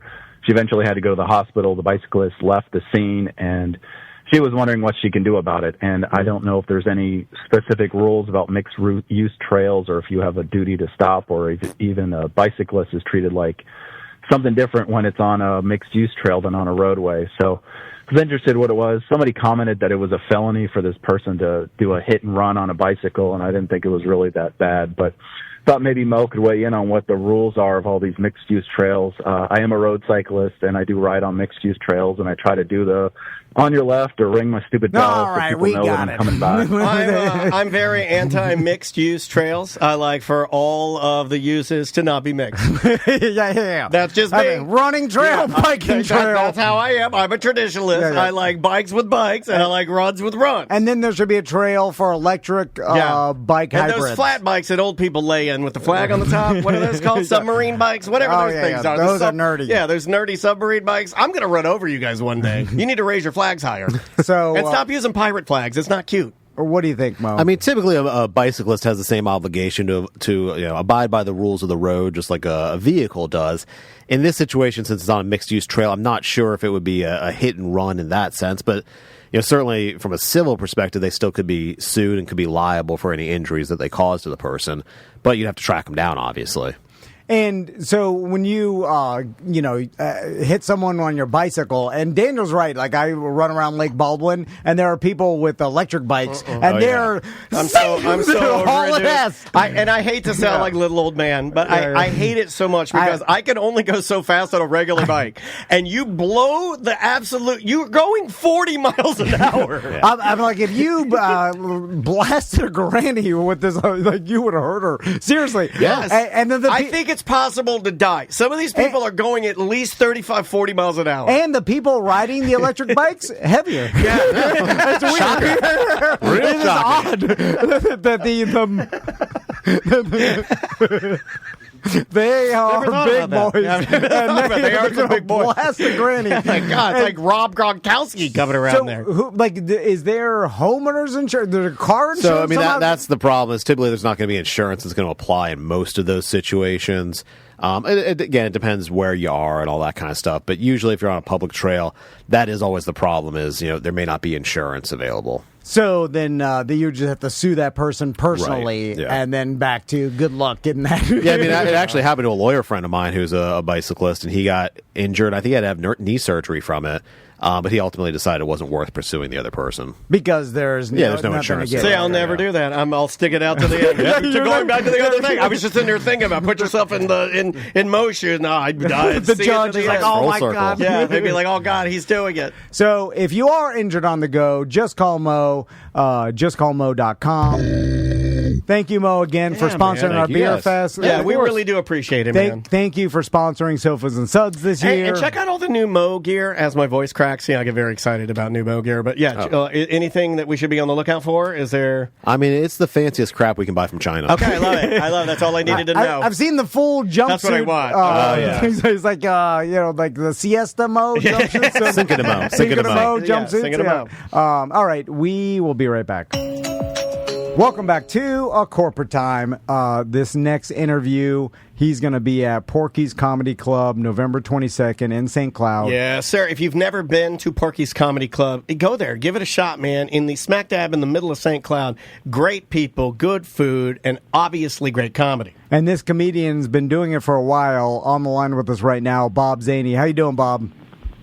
I'm doing great, and I'm not sure if this is Tom or Dan. Well, I mean, we all kind of blend together. I'm Dan, and that's Tom over there. Yeah. We're two generic white dudes, so it's interchangeable. Yeah, it really doesn't. It doesn't matter. But hey, thank you so much for being so patient with us. It's a crazy week for us because we have our Bad at Business Beer Fest, but we also know that you're going to be at Porky's, and Porky's has always been good to us. And when we saw your name come up, I kind of freaked out a little bit because we're super familiar with you. In fact, I would like to defend your 15-year-old self's joke of when you came out on the Gong Show and you said, some of you might wonder how I got the name Zany, or it's an interesting story, and then you move on, and that's a goddamn good joke, dude. It made me laugh. Thank you. Well, the beauty of that segment, that's 1977. I'd never performed in my life. And you know how you've heard of garage bands? I was a bathroom mirror comedian. Really? And I practiced my act in front of the mirror, and I went out and did my thing, and I was pulled off stage by a man dressed like a nun with a big net. So you guys can't hurt me. Okay, well, exactly Bob, what I said. I was like, the reps that you have, Bob, you're impervious to anything. Well, Bob, that's what I wanted to talk about, because you come from a different generation of comedians when being a comedian and a stand-up was way harder and way more road work and way more, just getting the opportunity to get up on stage was way harder. Getting in front of people. I mean, you didn't even have the internet. Yeah, and then speaking of the Gong Show, you're 15 years old. I'm laughing now because so awesome, dude. If you've seen like America's Got Talent in 2024, they don't even let real people get up there and get X'd out. No, it's all actors now because America can't handle real people like going out there trying their hardest and then getting the X. But back when you did it, it was like, in the 70s, everybody's smoking, like they didn't care about the kids. Like literally someone netting you off the stage. Like people, it's insane how much of a tougher environment you grew up in considering, It was cooler because had I been gonged, I wouldn't have gotten paid. I got paid $125.98 and a waffle iron, and my parents were really angry because we were a pancake family. But it is cool that, like, when you did that, I mean, did you have to discuss with your folks or with your friends? How did you make it your way to the Gong Show? I mean, it's weird that you wouldn't think, I don't think many shows would humiliate a child, right? Like, they're not going to do that these days. Well, maybe not. I don't know. I just decided I wanted to be a comedian, and I thought that might be the avenue to go. My dad had to take me to the Gong Show because I needed a parent or guardian, and I wasn't really sure which he was. But anyway, the beauty of the Gong Show was that it's in the opening salvo of my documentary, Close But No Cigar. It opens up, and, we played it in theaters across America, and I'll sit in the audience and I watch it, and it's surreal. It's like, is that really me? Did that really happen? Yeah. Or is that AI in 1977? Right. No, you're right. So, Bob, let's talk about the documentary Close But No Cigar, and it kind of chronicles your 30-plus years of stand-up comedy. Let's just talk about some of the highest times of your career, some of the lowest times, and just the overall mentality to grind this long. Well, first, I didn't plan well, gentlemen, so I have to keep working. But the second part is like, I came from the school of thought that, all the people I started out with, a lot of them became big stars. I mean, when I was 17, I was at the Comedy Store on open mic night, and I was working with people like Mike Binder, and you could just go down the line of all the people who went up and made it big, and now I'm here on your show. But the point is, no, but it does chronicle that. But when there was no real reward too back then. It's 79. Maybe you did the Playboy Club, you played the Comedy Store, the Improv. And you had to be a really good comic to open for someone in Vegas, and that was pretty much it. I mean, one or two people, Jimmy Walker, who's a good friend of mine. You know J.J. Walker, right? Yeah, absolutely. He's going to be there at Porky's very soon, too, I think for New Year's. That's why I'm calling in to promote his New Year's show. Forget about me. But, no, by the way, him and I work together sometimes, and we call it ebony and irony. I like that. I like Isn't that nice? Yeah, it's I'm always thinking, and yet I'm sitting in a rent-a-car by a sign that says "dead end." Is that the sign I've been looking for? That's it. But you've done comedy. Go ahead. Well, I was just going to say, you've done some of the most unique appearances that probably won't come around again. Like, let's say The Tonight Show, when it was The Tonight Show, I'm using air quotes, or Jerry Lewis Telethon. Like I have relatives that play, music in Las Vegas, so I'm familiar with the telethon. How did you get to be on that? Because these are you're performing for things that aren't going to be around anymore. It's really historical almost. Well, I did that for 17 years, and about 9 of them I co-hosted with awesome. people like Tom Bergeron, Casey Kasem, Norm Crosby, Ed McMahon. Every year would come out on the telethon and stand there and be my sidekick when I did my stand-up set. And so for 9 minutes of my life, I got to be Johnny Carson, because Ed would go, "And what was that, Bob?" And we did sketches together. I always try to do something new and different each time. One year, I had the director interrupt my set and said, "Bob, we put a best of tape together. Do you mind if we show it?" And I said, "Sure, go ahead." And they show it, and I said, "I'm not in it." He says, "Yeah, it's the best of." Yeah, I like that. I love all of these bits, man. I'm here for it. But also The Tonight Show, you're doing The Tonight Show when it was still The Tonight Show, meaning it wasn't just little viral clips that were cut up and turned into, tiny files and scattered all over TikTok and Instagram. I mean, you were doing it when people really tuned in to see the latest and greatest comedians that, they're breaking. So how was the vibe? I mean, Well, the interesting thing is I got real close to doing it with Johnny 6 months before they were going to go off the air. Ed McMahon called me up because I was doing Star Search. He said, "Bob, I want to get you on the Tonight Show." And he sent over a messenger to get a tape, which he did back then. And, I didn't get on only because everybody in the world wanted to be on. So I ended up doing it with Jay. And Jay Leno and Robert Urich. I don't know if you remember Robert from Vegas, the TV show. Yeah. Yeah, and he was like a hero of mine. I got to do it with him and Christy Brinkley. In fact, during my set, I was so ready to do this show, you guys. During my set, I was doing ad-libs off Jay's set, and I did an ad-lib about Christy Brinkley, which got applause breaks. Oh, that's awesome. I learned that from being on the Jerry Lewis Telethon. They really let me, it was live TV. I had no choice but to do it. So it really was a great, teacher. Yeah, to be ready for the Tonight Show. Do you love that, though? Because Tom and I, we host some things sometimes, and we find that it's difficult. We have to think on your feet in improv, and you're so good at it. Do you enjoy the idea of getting up there and, co-hosting something and not knowing where you're going and then pulling it out at the end? Yeah, I don't have a problem with that. In fact, there used to be this big, giant script they'd give everybody for the telethon, and then it would come and say, "Bob Zaney, and you ad-lib." They wouldn't even write anything That's for awesome. me. Yeah, well, because they know you're going to do it right. Yeah, it's a lot of people think... So, my act is that way. If they're going to come down to Porky's to check out the show, I work the crowd. Every show's different. And, I have jokes, obviously, but I also like to be in the moment and work off a crowd and feed me the information and see what I can do with it. Well, you've also done radio, with Bob and Tom, and the fact that, and that's really where I kind of heard your name the most, is through, your appearances on shows. How long have you been appearing on their show? Well, I did it 17 years every Tuesday, and now I do it 4 times a year. That's awesome. So, yeah, I still go in, or I call in, and I do the Zany Report. I have like 25 stations I call every week still across the country, even Alaska. I mean, That's killer, man. I do this. Yeah, and, I could do a quick Zany Report for you guys if you want. Yeah, let's do it. I love the Zany Report. I love these. Okay, great. Okay, ask me another question while I find it on my phone, okay? Okay. All right, Well, we could plug. We could take this opportunity to tell everybody to get the tickets, which I think is probably the greatest thing we could do is to plug. You go to Porky's, you can get yourself some food, make a night of it, and go see some wonderful shows. Yep. Porky'sComedyClub.com. Yep, November 22nd. There you go. Bob Zany. And 23rd. And Both 23rd. Nights. Two nights, guys. 2 nights. How many shows you got there, Bob? I'm not sure. That's a great question.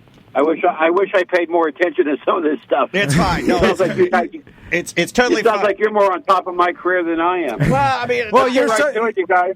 You're such a pro. You're just like, tell me where to go and give me a mic and I'm going. I'll do it. I'm Bob Zany, goddammit. Hey, let's get to the Zany Report, an exclusive feature now here on the Corporate Show. Is that the title of the show, The Corporate Show? A Corporate Time with Tom and Dan. Oh, Corporate Time. I guess DBA was taken. Okay. First up, Whoopi Goldberg said because of the election of Donald Trump, she will no longer have sex with men. Whoopi, on behalf of all men everywhere, thank you. Yes! I love it. Whoopi claims she was denied service at a bakery because of her political views. The owner said that's not true. It's because it was all-you-can-eat muffin day. Yes! She really has sworn off men. Muffin! I love a good muffin joke. Good news, bad news. Here's the bad news, you guys. Okay. A Norwegian fisherman caught a U.S. nuclear-powered submarine. The good news, they threw it back because they were at their nuclear-powered submarine limit for the month. I love it. A fishing joke. This is a little feature. I have been doing this. I started out at KLOS in Los Angeles in the early 80s. I had my own radio show, and I'd call in to Fraser Smith in the mornings and then Shauna. So I've been doing the Zany Report that long. So I go back in time and revisit a past joke. So you guys just hang on. I'm going to go back in time, and you guys are going to join me. Ready? Yep.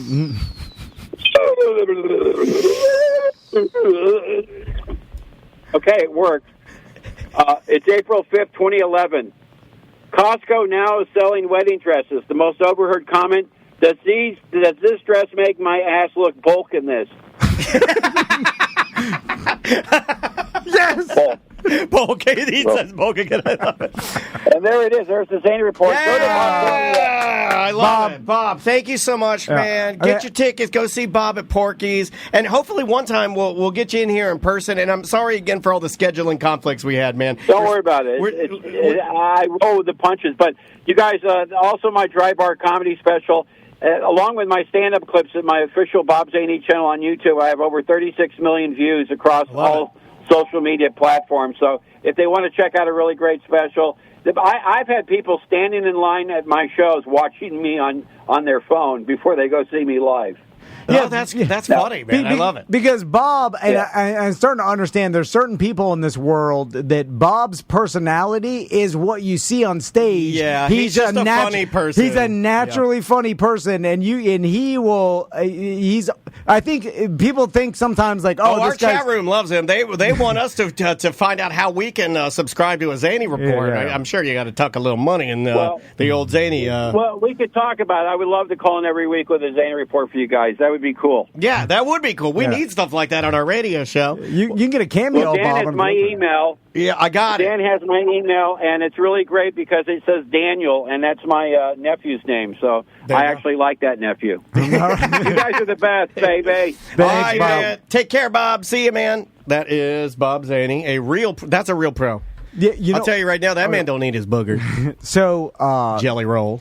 I've met people like this throughout my career, right? And I'll explain where because it's a lot of comedians and actors and other, they'll have a like on stage personality, and the radios too like this. Like they'll be away on stage when they're presenting or they're doing their bit, and they'll be different off stage. Yeah. You know what I'm saying? And then there, every once in a while you'll run across someone that you're like, this guy, it's kind of like Jeff Howe. Like when you talk to Jeff Howe, he's doing the same things he'll do on a show. Yeah, there's no there's really no difference. Yeah, his personality's the same. And then like Bob's, and it's funny, JJ Walker's kind of like this. And then also, who's the guy from Police Academy does the voice or the sound effects? Michael Winslow. Michael Winslow. Not that he's anything like Bob, but Michael Winslow, I remember when he came to the radio station, I was like, he hey, can't Michael. stop. He's doing the sounds in the green room. I went to get him a like, coffee. Like we walk over, or we're talking in the, or maybe I was with you, and then he was like, we were around food, and he's like, bologna. Oh yeah, this sounds great. I'm like, come on, man, and we're off the air. Yeah, but that's what he does. Yeah. And there's like Bob only tells jokes and always has one-liners, and think about how long since he was 15 years old, and before that he was practicing, and like he's been doing this and been like he might have the most jokes of anybody on the planet. For 30 plus 40 years. Like he's been doing zany report one-liners. They're just one-liners. And I love a great. I love it. It's like kind of the comedy that I grew up on as a kid, and there is an art form to it, and not everybody can do it. And he just texted us now thanking us. What a good dude. But yeah, I like that. I like all the different styles, and sometimes these old timers are the most fun to talk about, because he did say something did you pick up on when he said now he was talking about doing comedy and how there's less value, it seems. Yeah. Well, I mean, he's seen an evolution of it. Yeah, he's seen his own career. Imagine doing a joke on the Tonight Show for Jay Leno in 88. Yeah. And like that joke's value. Yeah. Because there's very limited internet or any internet. I mean, there's nothing. Yeah. That joke's value is huge. Yeah. And now it's just all throwaway. It's like AI and every other podcast. It's all throwaway. It's all throwaway. Everything, because there's too much. And you're right.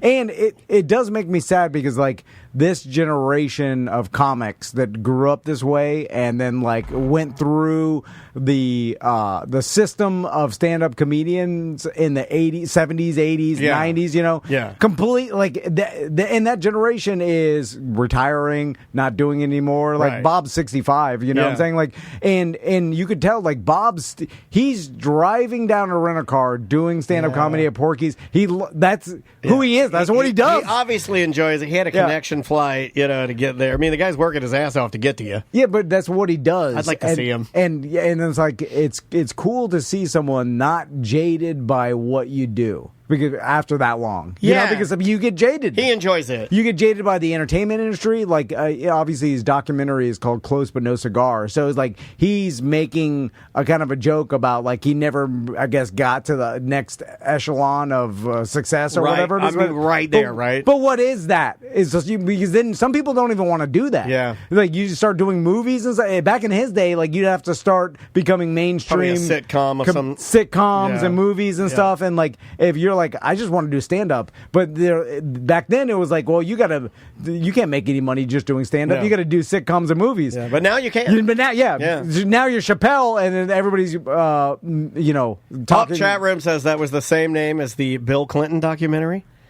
Comedy. That's good. I think Bob Zany would appreciate that. He's Bob. Are you in? Is he in there? He can't get in there. He don't know how to get on Twitch. Are you crazy? Yeah. He pulled over to do that interview. Okay, now I love giving... He's like, I'm on the side of the road. He told me. Oh, sorry, Bob. He's like, I have to pull over. I got to get my... Did you hear him at the end? He's looking for a Zany report. 18-wheeler going by. I will say that yesterday... because I like giving the listeners the backstory.